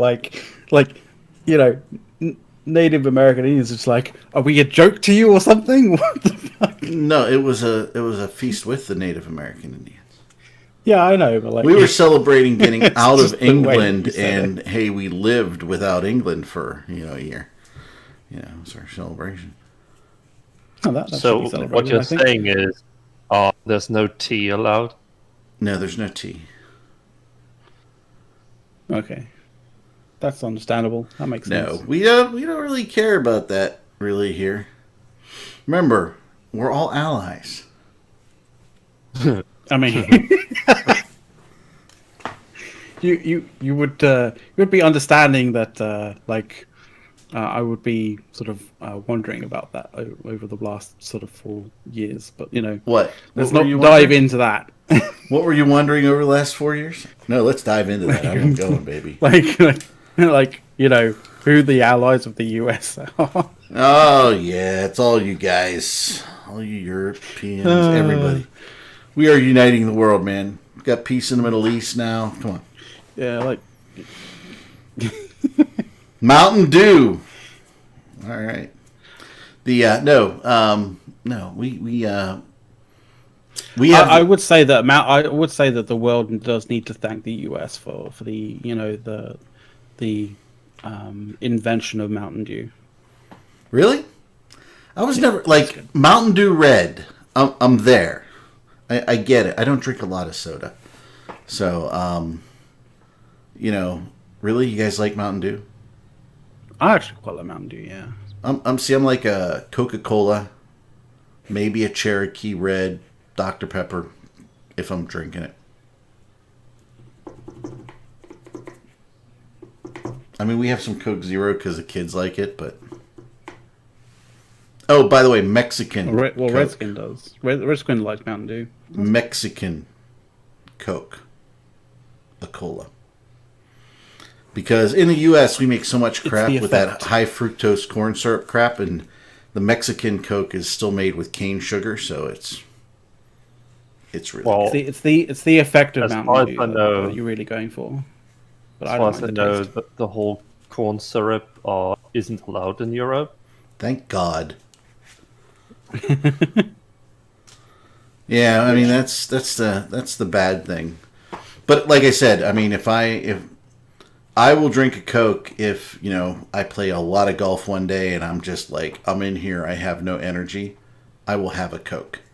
Other than that, I generally Like, not even with mixed drinks. Like, mixed drinks, you know, if I'm having a mixed drink, it's going to be a martini or a vodka soda type thing. Vodka martini. I don't like gin. Oh, by the way, vodka martini. That leads us into the, you know, rest in peace, Sean Connery, who passed away today. Very sad. I really enjoyed his acting. Can we get pings in chat, please, for the passing of Sean Connery? One ping only. Yes, one ping only. Yeah, he was good in everything he did. I really enjoyed his acting, man. He was great. He was fantastic. I love the dude. Oh yeah, I freaking grew up watching, you know, Hunt for Red October. It was great. Yeah, that was good. It was the when an actor's so good that like nobody questions the fact that you're a Russian, you know, a Russian submarine captain with a, you know, with a Scottish accent. Yeah. Like, if you can pull that off, you're fucking fantastic as an actor. So I have that. As many people know, I have the ex-Russian wife, right? She came over here very young, and when we see movies like that, she's like, you know, she sees people talk about, you know, something in Russian, terrible right? Russian accents Right? and all that. And she goes like, you know, he just ordered hamburgers. Dude, there was one guy in there, the first mate. I think she said his Russian was pretty good, but I can't remember. No, she was not a jailbait mail order bride. It's the same with Germans. Somehow they can never get an actor that, you know, actually speaks German. Yeah. Favorite movie of all time, Risk? Even though there are quite a few actors in Hollywood who are German. Yeah. Yeah. But I guess they cost too much money. I don't know. No, because it's just look at this. It's not a challenge, then, is it? Brisk. You have the Hunt for Red October memorized. I mean, if I'm memorizing a movie, it's going to be the Quest for the Holy Grail. I mean, which I could have memorized. So. I mean, Brisk and I could probably sit down and just write the script of Hunt for Red October, probably. Like, I've seen it so many fucking times. There's actually, Brisk, you'll find this hilarious as well. And I saw it on one of the channels on YouTube that I frequent every so often. Let me see if I can find which one it was. Not Everyday Astronaut, it was one of the other ones. It was Smarter Every Day, right?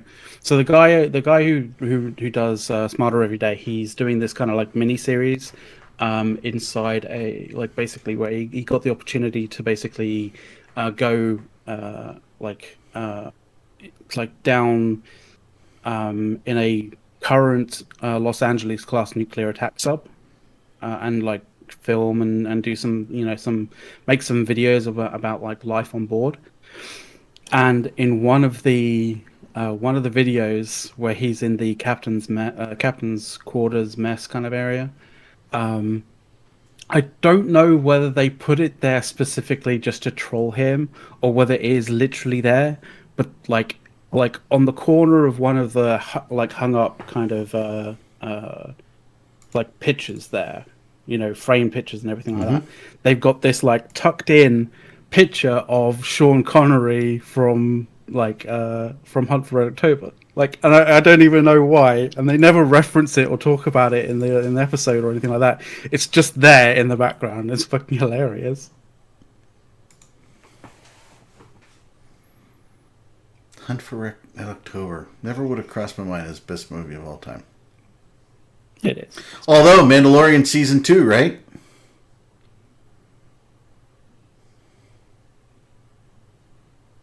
Yeah, I need to see season 1, but I've seen some choice parts of season 1. That's great. Season 1 was phenomenal. I think it's the the bit that I have seen that was hilarious was the two stormtroopers on the speeders, like having the you know the 2 and 4th, like the yes, that was toward the end of the season. Yeah, near the end of the season, they're like he's trying to shoot something, and it's just like his blaster's like so off completely in terms of trying to hit something. So good. Oh yeah, no, Oak and Ralph. I think it's actually refreshingly good, which is the thing. Although I did, there was find that bit. There's a picture. There's a meme with Baby Yoda out there about because we're coming into winter where I am. So today we had our first real freeze on the road of some stuff. And they got a picture of Baby Yoda there with they put a little steering wheel in front of him, right? And it says, "No zoomy zoom on the slicky slick, or you'll go boomy boom in the ditchy ditch and have to wait for a toey toe in the cold snowy snow." So I was laughing. I'm like, I like that. So, can someone exclamation point permit me in Imperium News? Because I'm fairly certain I'm not actually in mod. Seriously? I know. What do I have to do? Exclamation mark what? Permit and then my name, the McLeod. Yeah, you could big yawn there, right? Is it? It's just the McLeod, like all one word. Well, and also the Expanse is like coming up as well. Yeah. Like why do I not get the I'm gonna McLeod? I'm gonna avoid spoilers here. But this upcoming season is gonna be amazing. All right, McLeod. So that's the why are we here Mandalorian kind of scene that I was talking about. It's absolutely fucking hilarious. I love the opening scene of season 1. I've not seen season 2 yet. Yeah, me neither. It's probably pretty good. Like, well, I mean, I think episode 1 just aired like yesterday or something like that, or Wednesday or something like that. We save it for Sunday here, so we can all watch it. Why don't I randomly invite so SPHEREZA? We invite people we know, and we will talk to any of you and see if you want to come in. But yes, we can't just let anybody in, off the street. Okay. I mean, there's a number of people. They are. There is a. Well, there truly are a number of people who can really just pop into the show, right? Like Carneros, DBRB, Horrendous, Wibla, Spanx, Urandus, Wibla. There are a number of people who can just like pop in and just start talking, and they often do. So there's a whole cadre of people. RJ, who's not speaking, doesn't even play Eve anymore. He's in the intro, ladies and gentlemen. I tried to show him, but Sneck was up there. Even Brisk. I don't really like Brisk. I actually, I got a phone call from Mittens. He said, "You gotta let Brisk be able to pop in the show anytime." That's the only reason he's there. I don't even like him.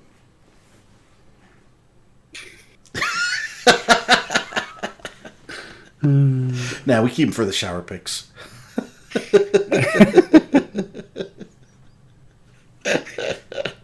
All true. Look at that. Brisk is like, all true. Yeah, exactly. So yeah. Wow. So hey, we're People coming think up here. That Brisk Rabble shower pics are a fantasy. It's not. It is an actual reality. we fleet photos galore. Feet photos. No, we don't want any feet. No. Oh no. No feet. Not this again. Oh, do we have this before? Talking about feet? You mentioning shower pics just reminded me of Brisk's application video for the CSM. Oh yeah. When he steps into the shower fully clothed. Yeah.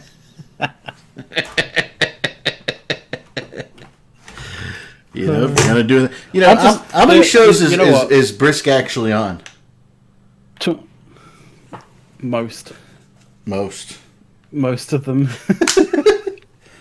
If not actually there, then we're talking about him in some way, shape, or form. Which reminds me, like the victory video that he did, that he had on the for the CSM, like draw, like it was just that was fucking hilarious. The moment where Brisk basically goes, "Oh God, I'm the wormhole CSM." It's just so funny. It's hilarious.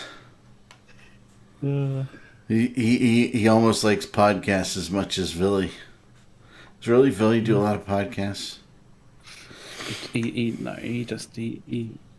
Billy just loves to hear himself talk.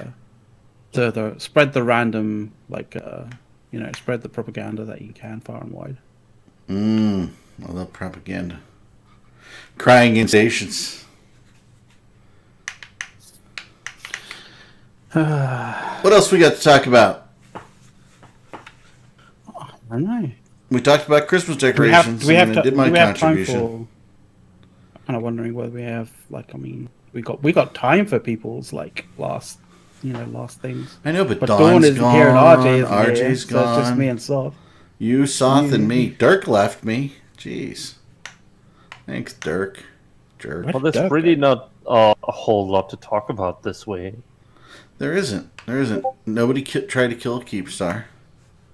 Nobody cares about the ESS shit. Like literally, CCP was like, oh, don't worry, there's gonna be an article about it, and they literally released it with less information that we found out and put up on from Scythia up onto Reddit. Like, it's just the fuck. I mean, I guess they don't want to paint themselves into a corner by stating certain aspects of the Citadel or the ESS kind of changes. Oh, it's definitely going to be this, or it's definitely going to take this amount of money, and it's definitely going to split it this this particular percentage here, there, and everywhere. Yes, because the only thing that they word actually said in a way specifically that makes clear that things might change, because definitely you can't just write subject to change or we will start at and may change it later. You can't write something like that into a devlog, right? No, you can't, because that's just that just screams of I don't know, competency. Maybe yes, competence. Jesus Christ! They didn't even say anything about the fact that there's a brand new thing on the agency tab where you could literally search ESSs, and there's a bunch of filter results. How does that slip? How does that go past? It's just ridiculous. You know about this, Soth, right? Nope. So on the agency tab, I'll see if I can I'll pull up the image that I made of it. On the agency tab, they've made a new agency. There's a new kind of thing for on encounters on the agency tab, that it has encounter surveillance system. And when you go to it, there's a bunch of filters that allows you to filter through various different aspects of the of the ESSs, and it'll bring up results as to where you can find an ESS with these particular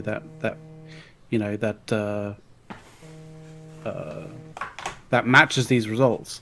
And there's a bunch of ridiculous things in it. Is it this the one? Yeah. So filters, location, any I'm just going on what I took a picture of. So you can filter by distance from your location, right? these are all obviously possibles, but this is what they have on Sissy. So you can filter by distance to the account surveillance system from your location. You can filter via the amount of bounty output, so you can choose between a minimum and a maximum, right? You can also filter by inputting the minimum main bank account. You can also filter by whether the reserve bank is unlocked, and you can also filter by the minimum by a minimum amount in the reserve bank. So why do you need to be able to filter by like range if they are in every nullsec system? Because you need to be able to funnel people to the most lucrative ESSs to steal it all.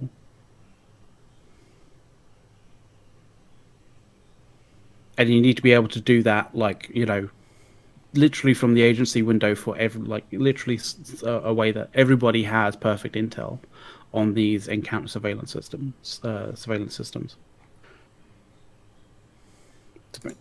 Yeah, just everybody gets perfect intel about ESS if you want to go and steal it. Essentially, that's what CCP kind of decided to do.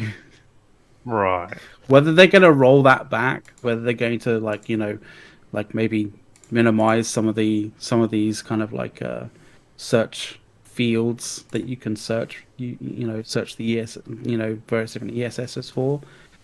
Like, why you would give that information out, like, freely, I don't fucking know. Aside from CCP wants, to push more people to, to steal stuff. But, like, fucking hell. Hey, this is a family show. That's all right. I didn't say it in the first. I didn't say it in the first 30 seconds, so it's all right. We're not demonetized. There you go. So we said German porn in the first 30 seconds. Oh my God. Yeah. Dawn said German porn. Let's be clear. So it's all right if a woman says it, right? Yeah, I believe that's how it works. 1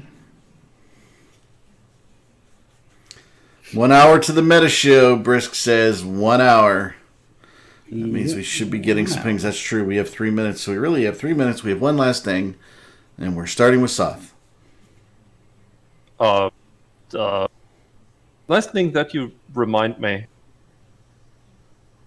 I have no clue what to say anymore. I got nothing. Right. Oh my god, he's got nothing. So I have to fill 3 minutes. Maybe here's an idea for CCP for the ESS. I don't know why they are, basically taking the old ESS and copy pasting it into something new, and just changing the numbers a bit on it. There's so much potential in it. You could, for example, use the ESS for taxation, alliance-wide taxation, by having the alliance that controls the system control the ESS. That would be something nice. Put it on the TCU, and all of a sudden people care about TCUs. There you go. Mm. All right, McLeod. So 2 minutes, shall I? Okay, right. So you only have one of them. I get the other one. Oh, okay. So a few things. One is completely not related to Eve whatsoever. So one, Cyberpunk has been pushed back till December, which sucks. But we still have something like we have stuff things like Assassin's Creed Valhalla coming out soon, so that's gonna be fucking awesome. SpaceX Starship is potentially launching sometime next week, which is gonna be fucking awesome. If anybody in the US is like, oh, I wish I wish I could watch something that has a lot of political kind of stuff, because I really haven't gotten my fix of political stuff lately. Two things. There's one thing which is a documentary about Pepe the frog, the internet meme, how it went from basically being just a cute kind of sort of like cartoon about about like personal empowerment to being like an alt-right kind of symbol of hate. Like how that fucking happened, like that is actually really interesting. And there was also a like a 4-hour long kind of like YouTube video from I think it's who the fuck is it like Timcast. I don't know. Let me just find it real quick. But it was actually really, really interesting from both a right and left perspective. That was really cool.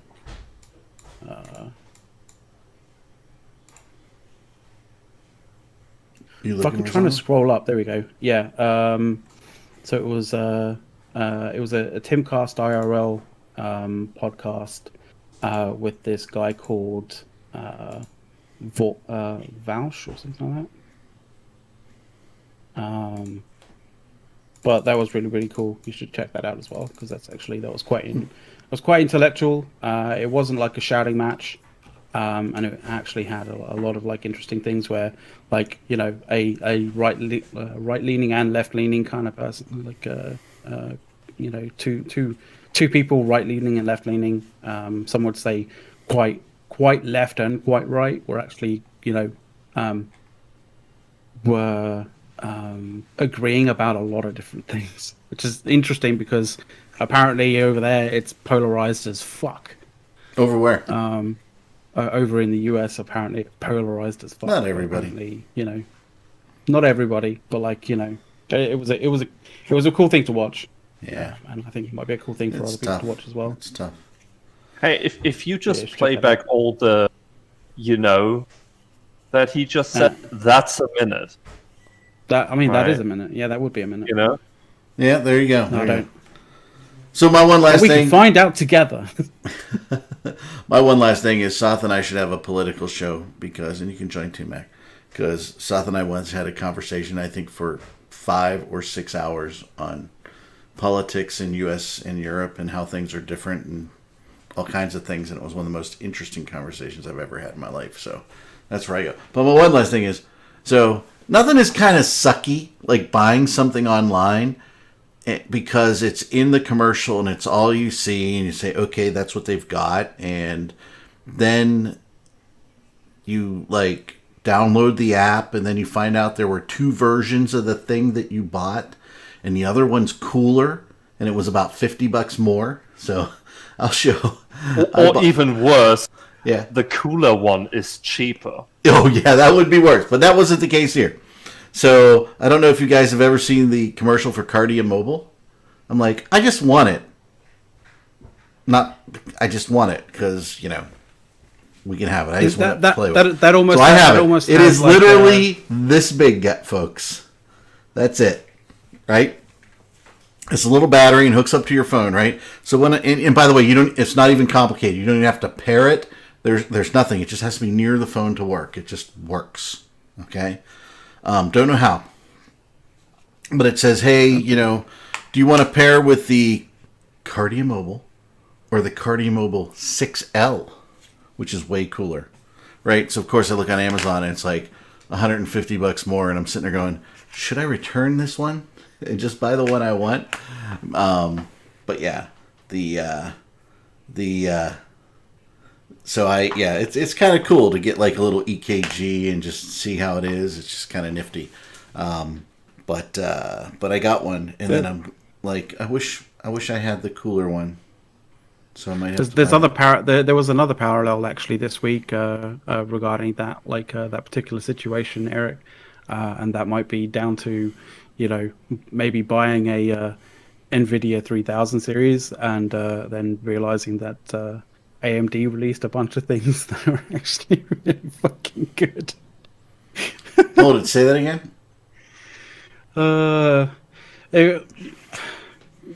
people AMD buying new graphics cards and AMD kind of coming out with like actual genuinely competent competition to those cards. Not only from a performance standpoint, but most likely a hell of a lot better in terms of being able to deliver products.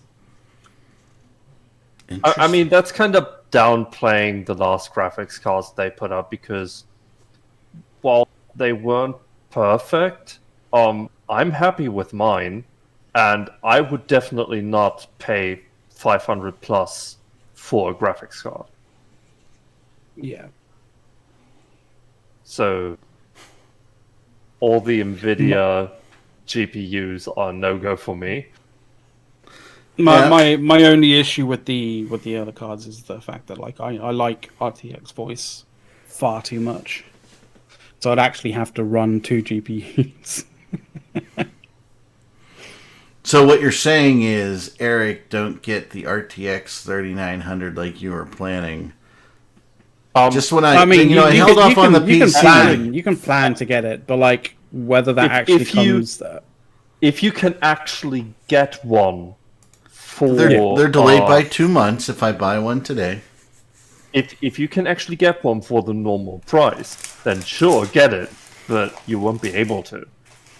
I think you can only get one from Best Buy, so like all of us in Europe are fucked. Well, I would buy it like through Digital Storm or something like that, right? I think the giveaway on. I think those cards are only coming. Is it just the 3090 or is it like the whole stock are just only coming through Best Buy? I think it was something like that, right? Either way.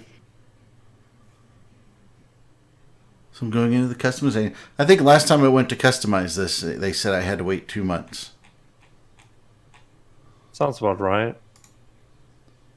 From the numbers I've seen from like a few vendors have like shown their actual fulfillment rate, and it's between 3 and 10%. Yeah, actual cards that were delivered. So, hey, Brisk. So I can get the 3090 Founders Edition for an extra $2,000 on the thing, right? And then $2 fucking grand. Like, yeah, $2,000. Well, for just the GPU. That's Seriously? just yeah. I'm back. Sorry. That's okay. Well, when I mean, I'm gonna depreciate this all within 12 months. So I mean, we have the accelerated depreciation under the current tax regime. So, did I come back to you guys talking about taxes? Just the fact that I don't care that I'm going to pay $2,000 for a video card that Soth thinks I'm stupid for paying $2,000 for, because I don't care. Hey, it's his money. He can do what he wants with it. When Eric doesn't care about paying $300 for a for a $70 bottle of vodka, like really, he's not going to blink an eye about $2,000. No. There's money. There's a difference when there's money in the budget, right? When you pre-budget things, right? So there was money for that $300 bottle of vodka amongst all the people. It was shared. But I didn't buy like 3, right? And I think we had 4 or 5 actually. I went and looked at the receipt. You looked at that receipt. Oh dear God. I think the fact that I had it, right? Bit, and, can we officially like call this the after show now? This is the after show. This is the after show, ladies and gentlemen. So anyway, yeah, that was in a vacation budget. Okay, so there is a PC budget that I have, and I can spend into this budget. Yes, but when you actually hand over the money, you want your PC. You don't want your PC without the GPU and like a little letter saying, by the way, you're going to get that 3090 in 2 months. Yeah, you know what? There used to be a delay on them, and there is no delay anymore. Yeah, right. No, they actually had it stated here, I think. It was back order capable, and they didn't expect to be able to ship them until October when I look at it. So a 3090 24 gig Founders Edition, right? But then they have the 3090 Performance Edition VR ready, which is a little bit cheaper than the Founders Edition. I think Brisk keeps trying to come in and he can't talk. Oh, how can he not talk? No, Well, we'll he fix can him. talk. We'll fix him. He's just. Well, that's what I say. It's like, poor Brisk. That's what you get for bad mouthing Logic. Oh, she's so tough. I told everybody to sleep that. I'm wondering if he came in like still wet from the shower and like his audio's messed up. He's working on his audio, folks. This is a good time to make sure it's Soth working has before the talked show. me out of getting a liquid cooled system, which dramatically reduces the cost. Really liquid cooling. I know. I just wanted because so long as. But then I found out I actually had to maintain it, and I was like, "Yeah, screw that shit." Yep. There's Brisk, are you would push to talk or not push to talk? Oh, there was a button. Try again. Yeah. There we go. Maybe we heard someone in the background. Something. They're making some grilled cheese at the Brisk home and tomato soup today. Oh, Celebrating that sounds this so wonderful good. fall day over Brisk Central. That sounds fucking amazing. You know what? That's what we're calling Brisk Central. See, Brisk, in my mind, moves states every week because I first thought he was in Texas, and then I thought he was in Washington, and now they were talking about Virginia, so I don't know where the fuck Brisk lives anymore. So Soth, the 24-core Threadripper 3660X, right? 4.5 gigahertz. That's where I go. All right, No. I'm here. You are going to wait Nice. for the Hey. There we go. 5950. Hey, Brisk. I don't know. I'm not a fan. I have to say, I'm very disappointed in the 3090. Really? And how come? So, first of all, obviously I was trying to get it in the very beginning, and nobody could find them anywhere. I ended up getting it off eBay. I paid more than I should have, but not as much as I could have. So I have more money than sense. You guys know this, so I buy stupid shit all the time. So that I felt like, all right, fuck it, I'll do it. I was upgrading from a Titan XP. All right. Titan XP was great for doing all my video rendering. It was great for playing games. I could run my 4 monitors. I have an Odyssey G9. I have 3 4K Samsung 27 inches. Okay.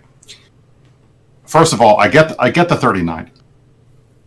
It's so freaking big that in order to fit it, I had to take out 2 of my CPU fans. So my CPU is running a little hotter than it was before. I had 2 extra fans on the liquid cooler to help with the heat dissipation. I had to take those out because it wouldn't fit. So I get it installed. I'm ready to go. I try to set up my 4 monitors. I can't get all 4 of them to work at the same time. I never had this issue on the Titan XP. I plugged them all 4 in, no issues. Everything was fine. 2 of them were running 3 of them were running off the DisplayPort. 1 was running off of the HDMI. So I figured I'd set it up the same way. Go ahead, try to do that. Doesn't work. It will recognize 3 of them, but not all 4. Brisk, that's impossible. Like, driver issues only happen with AMD. I know, right? So this is the thing, and I figured it was a driver thing too. So I try the first driver, and I can get the 3 working, but then I can't get my Odyssey G9 to go to 240 hertz, which was literally the only reason why I bought the 3090 was so I could get the monitor to get to the 240 hertz refresh, because you need DLSS to be able to do that, and the Titan doesn't have it. So I finally I got to the point where I couldn't get the monitor to turn on at all. And I go and I'm looking online, and I find that there's some workaround for issues with AdaptSync and G-Sync monitors that are in 240 mode. Some problem with the drivers, and it doesn't work. So I go main driver, doesn't work. I get a hotfix driver that finally works, but I still can't get the 4th monitor. So I put in a request ticket with NVIDIA. And they talked me through everything, walked through it, like, did you try this? Did you try this? Here's a brand new driver that's coming out today. I tried that driver, and it fucked everything up. I had to roll it back because nothing worked. Like, I could barely get Windows to start. So then finally they're like, well, how many monitors are you running? What are you running? And I gave them the resolutions and everything like that. And they're like, oh, and I will quote you exactly what the NVIDIA guys told me, which I was flabbergasted by. I have that strange feeling I know what it's going to be, but like, yeah, it's going to be. Let me see if I can find it. I'd like to hear it verbatim for sure. I just like. As mentioned, the RTX 3090 can simultaneously support 4 monitors. However, you will have to use the suggested resolutions for the monitors as the GPU supports a maximum of 7680 by 4320 at 60 hertz. And I was like, you gotta be fucking kidding me. Because I was running the Titan at 11,000 plus resolution. And this thing can't run what the 2 generations old card can run, even though it's sucking more power and twice as big and more annoying. More I could not believe it. Did you tell them that? Did you read up on it before you bought this thing? I did. I looked. I don't believe you. I don't care what he's reading. It should. But that would be one of those. That'd be right. That would be one of those like specifications that aren't actually noted down until like you experience what Bristic experienced. Mm-hmm. They literally say like currently you have selected 5120 by 1440, 2160 by 3840, and 2560 by 1440. This is surpassing the maximum resolution support for the video card. You gotta be fucking kidding me. I mean, I don't feel like I'm the only person on the planet running running four monitors, and like, especially as an EVE player. And this is supposed to be the top of the line card, and your 2 generations old card had no issues with it. I mean, granted, I couldn't get the main monitor above 120, but I got it to 120. I was like, you're fucking kidding me. I spent $2,000 on a card that doesn't give me the same. Now, granted, when I took the third of the 4K monitors away, I have 3 monitors now. It's fine. It's not first world problems, obviously. Do you have the? You should just reinstall. You should just reinstall your Titan. You just reinstall your Titan and scalp it on eBay. Well, I was thinking about for like twice the price. But it's not outputs. What are the outputs on the 3090? Like, do you have DisplayPort or it's HDMI? It's 3 display ports and an HDMI. It's the same as the Titan. 3 display ports and HDMI. Wait. Same outputs, yeah. Each DisplayPort 1.4 should support a 4K monitor on its own, right? Exactly. And the HDMI, which is probably HDMI, it's 2.0. Oh, it's 2.0. I think it's whatever the new one is. I think it's either 2.0 yeah, that or should be 2.1. Like the 3090 is supposed to be the 30 series is supposed to be the first GPUs with HDMI 2.1, which should support a 4K monitor as well. So when I got my third monitor, I had to look because it said my thing could support 6 monitors, but it only has like 3 plugins. So I was like, I don't know how to do it. So I started doing have to daisy chain. You have to daisy chain. Either daisy chain or split. So there is a special adapter to give you like multiple HDMIs out of like the P something port in the back, and it can go up to 4. That's how you do it. Is you get 4 additional monitors with this active adapter. So I can go up to 6 if I plug 4 of them into one and then 2 into the other slots. So I don't know if that would work for you, but that's what I had to do. No, it does not. Don, the problem is that you are still limited on the bandwidth of each output, right? Since he has 4K monitors, it doesn't work. There's not enough bandwidth to have multiple 4K monitors. What do you get for having multiple 4K monitors? Well, excuse me for liking having nice shit. But it's like, this is the thing that frustrates me, was that the Titan XP could do it, and this one can't. And my gut tells me that this is not a hardware issue. That they just it's shit out on the drivers, and I'm going to have to wait like a year for them to fix it. Yeah, So I'm gonna say that, like, you know, it's one of those things where your specific use case for the 3090 isn't a priority for NVIDIA to basically. How many people play with to be 4 compatible monitors? for? You just have to wait until like they finally end up like adding that to a driver. Could you just get another one and plug into that one and just have 2? I'm not like a computer person. Well, I mean, look, it's not a big deal. I took the other monitor downstairs and put it on my kid's computer, so now he has 2, so he thinks he's a badass. And he already thought he was a badass. And look, but I'll be honest. Like, look, I'll tell you, on the good side with the 3090, I can run anything I want in Ultra, and it's smooth as hell. And I get like 170 FPS in PUBG, and I have no issues in any of the other games that I play on a regular basis. So it does, at least in terms of gaming, it does what it does what it says it's going to do.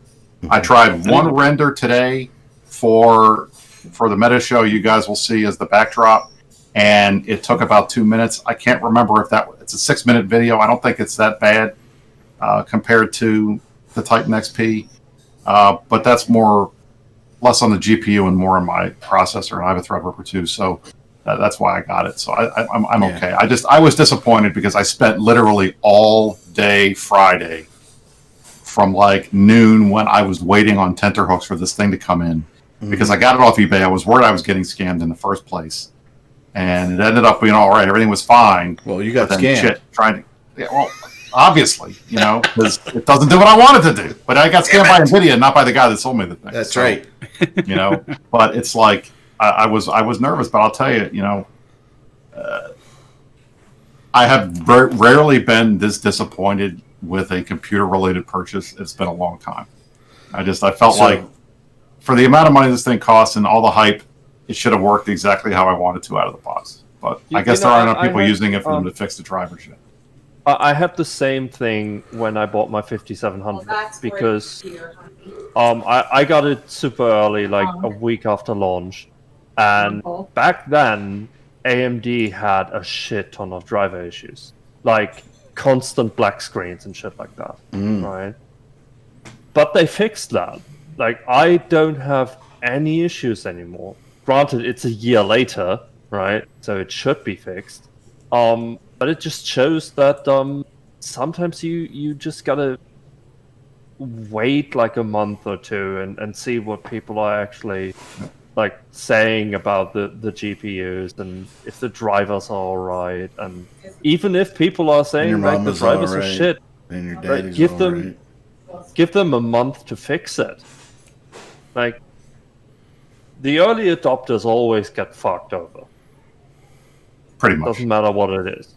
All right, I gotta run. I gotta do the meta show, so I will see you guys later. But I wanted to give you We'll be watching from the horse's ass what happens with the 3900. So I'll see you all later. Thank you very much, Basque. Bye, Bray. So what you're telling me, Soth, is you don't want me to go with the Threadripper? No. You want me to go with the 3950X 16 core? Yes. 4.7. No. I want you to go with the 5950. How are there still 200 people watching? I don't know. Because it's all about you, Don. Okay, it ain't about us. You want me to go with the 5950? I don't have that option, do I? Is that the 5950X? Because it's not out yet. Yeah, it's not out yet. That's the one that briefly appeared on CPU. Eventually, I have to buy every time I talk to you, thing. Soth, you want me to put something in this PC that isn't out yet. You know, It's because someday you'll have the most optimized thing from 2 years ago. Because by the time you actually get around doing it, it's gonna be out. Yeah, well, I was gonna do it like last month, but now that the cards are out, I can. You know, they have the cards in stock. The cards aren't out. They don't have them on back order anymore. Right. I'm just telling you. They used to have a little thing that said back order. I built my own computer like 4 years Did you refresh ago? it just as 6 they years had ago. a new? I have not. Now, I have not bought a new computer since 2012. I built mine. Yeah, I built mine too. I built mine 6 years ago, and I've had changed out some parts in it as I go. You know, my hard drive died, and should I get graphics card. Should I get an 8 terabyte M2 drive? I got a 2 terabyte solid state. Sabrent Rocket make sure that your motherboard supports M.2 to start off with. That was the thing.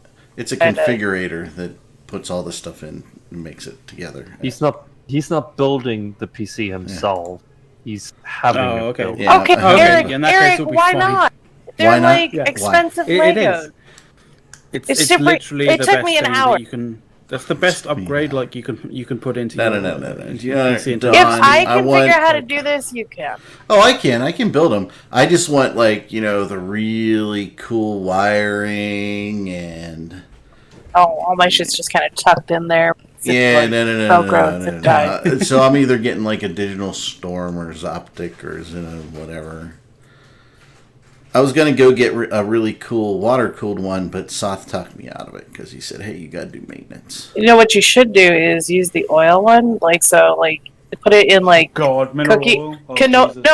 canola oil. Put it in there and then put fries in there and you can bake fries at the same time. Canola oil. Hey, you know what I saw today? I saw Frigidaire that has, like I need a reason to get a new oven. But Frigidaire has an oven that now has an air fryer setting in the oven. Oh, that'd be cool. I had air fried fries at friends the other day, nah, they don't get as crispy. There are some foods that work pretty well in there, though. Well, I'm thinking but wings. Fries, nah. I'm still making fries in oil. Sure, it's the only kind of secondary oven I would ever get would be basically like an oven to bake pizzas out of or something like that. Specifically, they have a pizza oven that is really just kind of an arm, and the pizza goes under this heat and spins. But no, we have a pizza stone to put in the oven if we're gonna make pizza in the oven. Steel and stone, yeah. And we have like a George Foreman grill if we really want to do that in the winter. And then we don't have an air fryer. Funny little rice cooker. The only thing I would want an air fryer for would be something like wings, maybe crisp them up. But when you have kids, Soth, lots of kids and moms that quickly make dinners, you just get frozen fries put in the oven. Okay, you don't get deep fried fries. All right. Why? I'm just saying that's how it works. It's messier. Never worked when I was a kid. Well, American moms are just a little different. All right. Although, it's go with it. Mac and cheese. Okay, by the way, the current favorite mac and cheese flavor at Casa de Asmoc is jalapeno macaroni and cheese. Current fave. Can't get into jalapeno. I'm not quite as bad as Asher on the spice level requirements, but I don't do a ton of spice myself. Ever. Well, I don't do mac and cheese. It's my daughter who likes the jalapeno mac and cheese. See, Dawn, you got to come up to the Berg here, and we got to take you to the place that we. Where I got a day of vacation to take. Primantis. I have a Primati, brother. Oh, that's right, you do. Sorry. Yeah, I'm in a major. I can't wow you. 12th largest city in the nation. I got everything. Yeah, well, New York doesn't have a Primantis. Other than a Whataburger for some fucking reason. You don't have we don't have Whataburger either. We don't have Whataburgers or In-N-Out. They haven't made it to this side of the river yet. You know what I used to like? Stuff. Rally burgers. Rallies. I will say, South, we do have an authentic German restaurant here that's been here since 1922. I doubt that. It's the Ratskeller. I really doubt it's authentic German food. I don't. The schnitzels and everything, pretty dang good. Schnitzel, yeah, because schnitzel is authentic German food. German as much as we're gonna get. It's not German. It's Austrian. It's Austrian. You guys picked them over at one point, Soth, German. You guys are all the same to us, One just got, what is that? Sound of Music, and the other doesn't, or something. No. They make some good noodles. We have a Hofbrauhaus. We have a They had Hofbrauhaus some pretty here. dang good food when we went there. Mm-hmm. I don't think we have a Hofbrauhaus. It's do. also like the thing is that the food in South Germany is very different from the food in North Germany. Like, have you ever eaten It's like Italy. Green cabbage? No, I don't like cabbage. But, Green Cabbage, white isn't that cabbage, like an Irish green thing? cabbage, not as much. But like, You know, cabbage ham is and a cabbage. staple of Europe in many places. Yeah, I Like, know. my grandma was 100% Polish. Like, her grandparents Oh. came from Poland.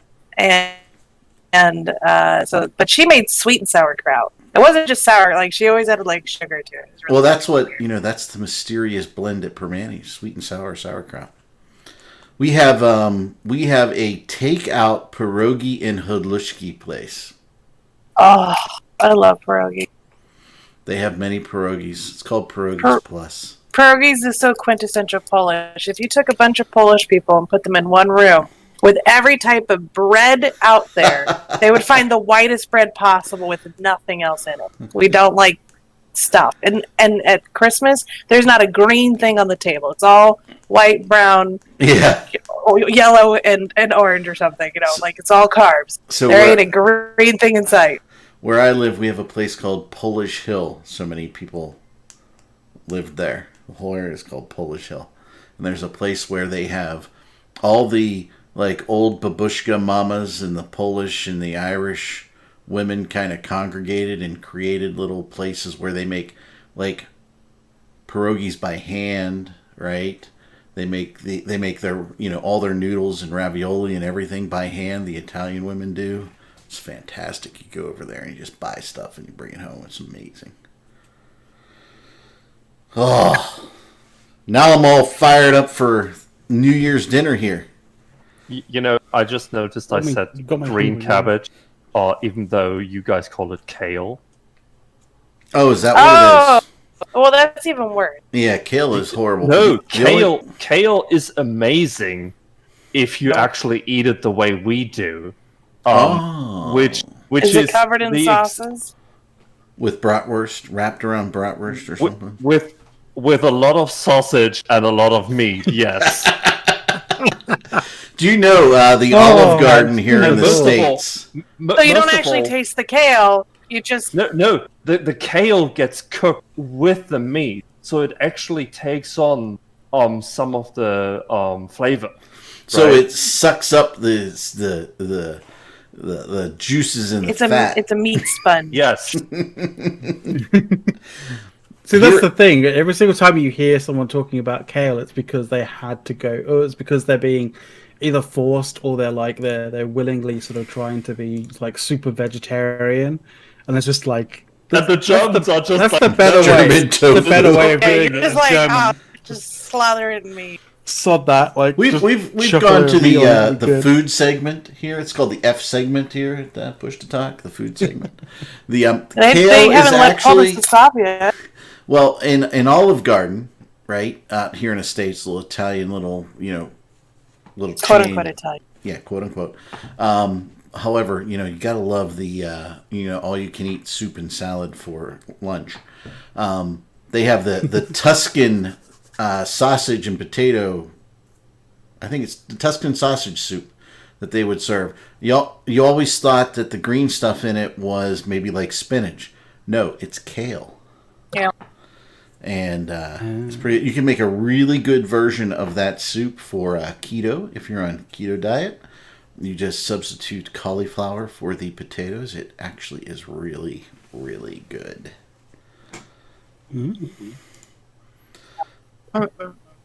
Really, really good.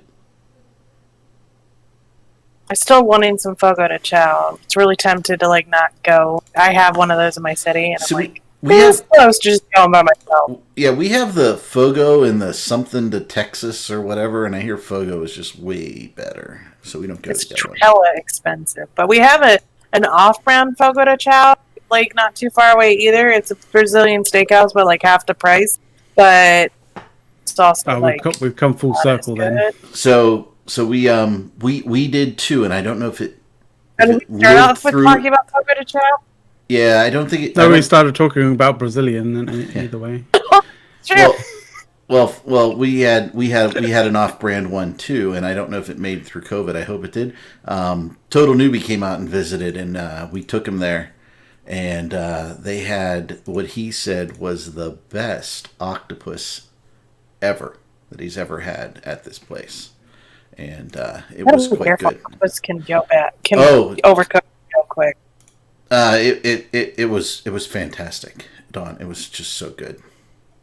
You know what I had the other day? It's one of my favorite foods. I had rutabaga.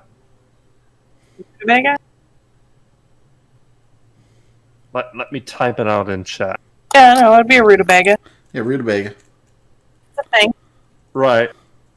We basically we eat it the same way we do with kale, so with lots of meat. I think that's a very German thing, is to eat a lot of meat. You like shoving a lot of meat. I'm seeing a pattern here. I'm seeing a pattern. I said this like a year ago, I think, when Eric and I were talking. I was at my grandma's birthday. There were about, I'd say, 150 people there. Okay. Big family, you know. Out of those 150 people, what do you think? How many vegetarians were there? Zero. Zero. Good. Not a good. single Thank one. God. Being a vegetarian can be a very privileged option, because like you don't have to eat whatever you find. So you know, if you can eat, if you want to eat that way, good on you. I will eat all your meat for you. There you go. No problem. So you can have my cheese. Though, like here in Germany, you don't really eat just meat, right? You always have something else with it. And even if it's just potatoes, because we love our potatoes. I mean, I think that's a European. I think most of the world likes fried potatoes, fried in olive oil, salt, pepper, and. Did you know you could live off of potatoes and sugar water? Oh yeah, I believe it. So there is a question in chat. What is typical American food? Like something that no, let's put some parameters around this. Something that doesn't necessarily have all the amazing influences we have in our cuisine from like all the different places, like German and everything else. Just straight American. I'd say you don't really have one food that is like straight up American, but it's more a concept, and it's overdoing everything. Actually, we have in Indiana. Large portions. This was started here. Is the fried tenderloin, and not like just a schnitzel or something like that. Like it's unique in that, and it started in Indiana. It's spread out a little bit, but the tenderloin, you take a pork tenderloin and you smash it with a meat cleaver until it's the size of a dinner plate, and then you bread it and fry it, and then you put it on a teeny tiny little bun. So the meat is just overloading the entire plate, and you have this tiny little bun. That is actually uniquely from India. I'm trying to think here. Would PB&J is very American. How about like the southern barbecue? Is that? Yeah, you get barbecue in all different places. That is also but you like. You guys do barbecue in different ways in all different kind of like yeah, and I know like barbecue here, truly smoked meats is the meat, and it's really 12 to 18 hours at very low heat with smoky flavored wood. The wood is important, like a cherry wood or a pecan wood. Or I don't think they have mesquite in Europe, do they? And mesquite. Am I wrong? I don't know. I don't recognize the name, but like then again, you guys Mesquite you guys is name things differently as well. more a spicier smoke.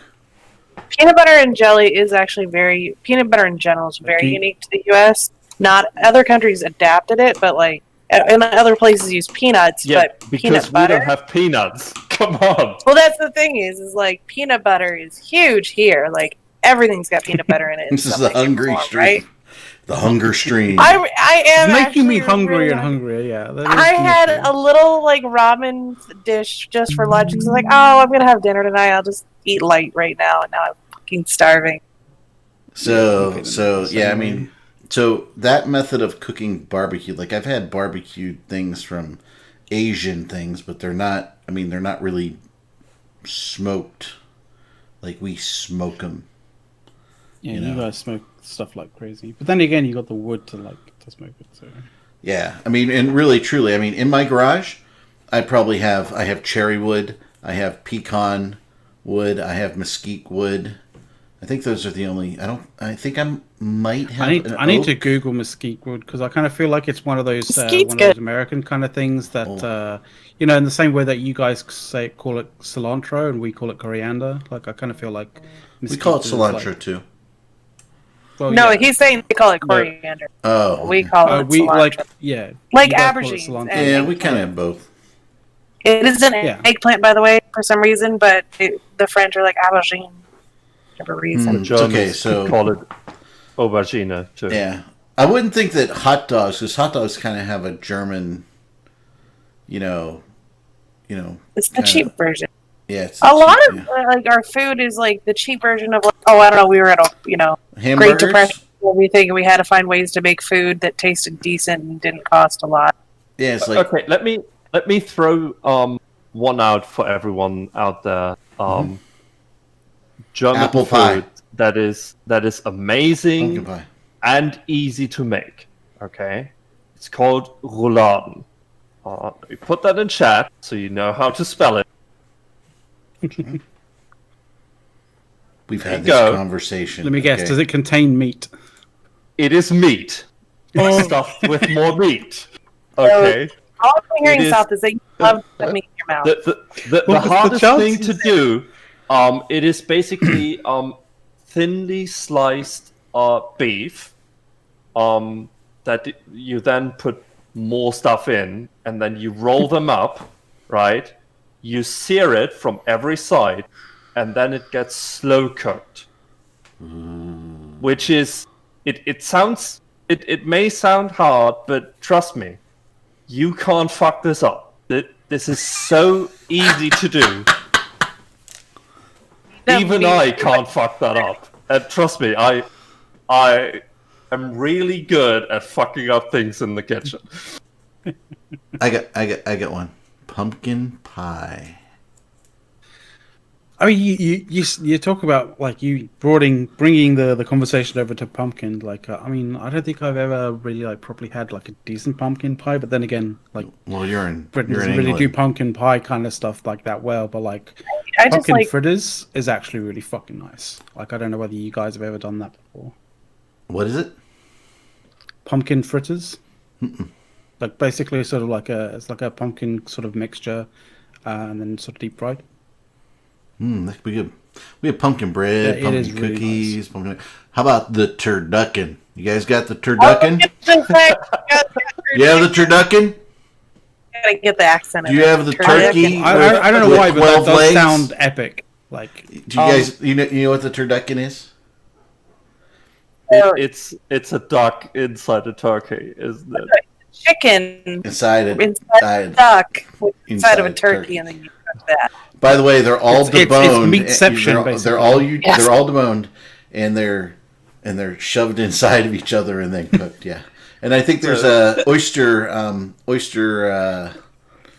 dressing. No, an oyster stuffing that goes in the beginning. But the whole point is the duck keeps everything juicy, right? Yeah, that's usually my problem with turkey. It gets dry really quickly. Ducks have so much fat. I literally put a duck in the oven, nothing on it other than a little butter on the skin, And it basted itself from all of the fat and oil Absent that came does. out There's of it. so much fat and oil in a duck, but it's so good. You know, it's really good. No, so we have hot wings, right? I believe that's an American thing. You know, the hot wings, right? But Dom, we usually sear the fatty side of the duck before it goes in the oven. I literally just put it in off a pan. the fat and then put it in the oven. I literally put it in a pan and bake and pulled it out. You had a rack pan where it drained, right? No, it was just sitting in it. Oh, you let it bubble and crispy up. Mm. Yeah, I didn't know how. The bag didn't tell me how to cook a duck, and I didn't know, so I was just like, okay, I'll put some paprika on it and some butter and just put it in the pan. I was like, I don't know how this is gonna go, and there was like an inch of little oil from this one tiny duck, like in this 13 by 9 pan.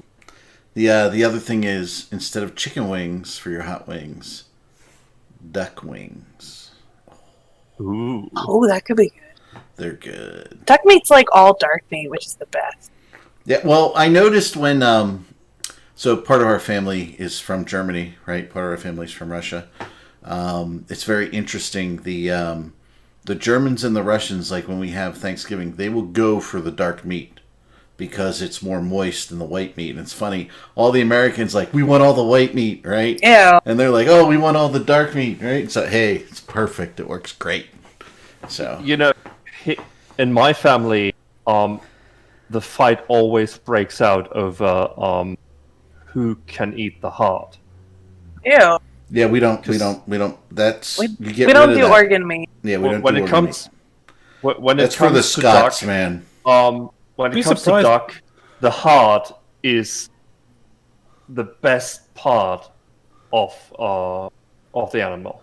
Like seriously. That is No organ. the weirdest thing, because like evolutionarily, like the organs have always been the prize of, like, you know, the they're mineral catch rich. or that kind of thing, because they've always been like, you know, it was always like, you know, a very select person would be, you know, allowed to have the heart kind of thing. And it was never really kind of like, it was always sort of like the organs of like an animal that was killed that was the sort of prized aspect, like prized part of the kill. Yeah, we're like. Whereas ding it's thing almost to like play. flipped now.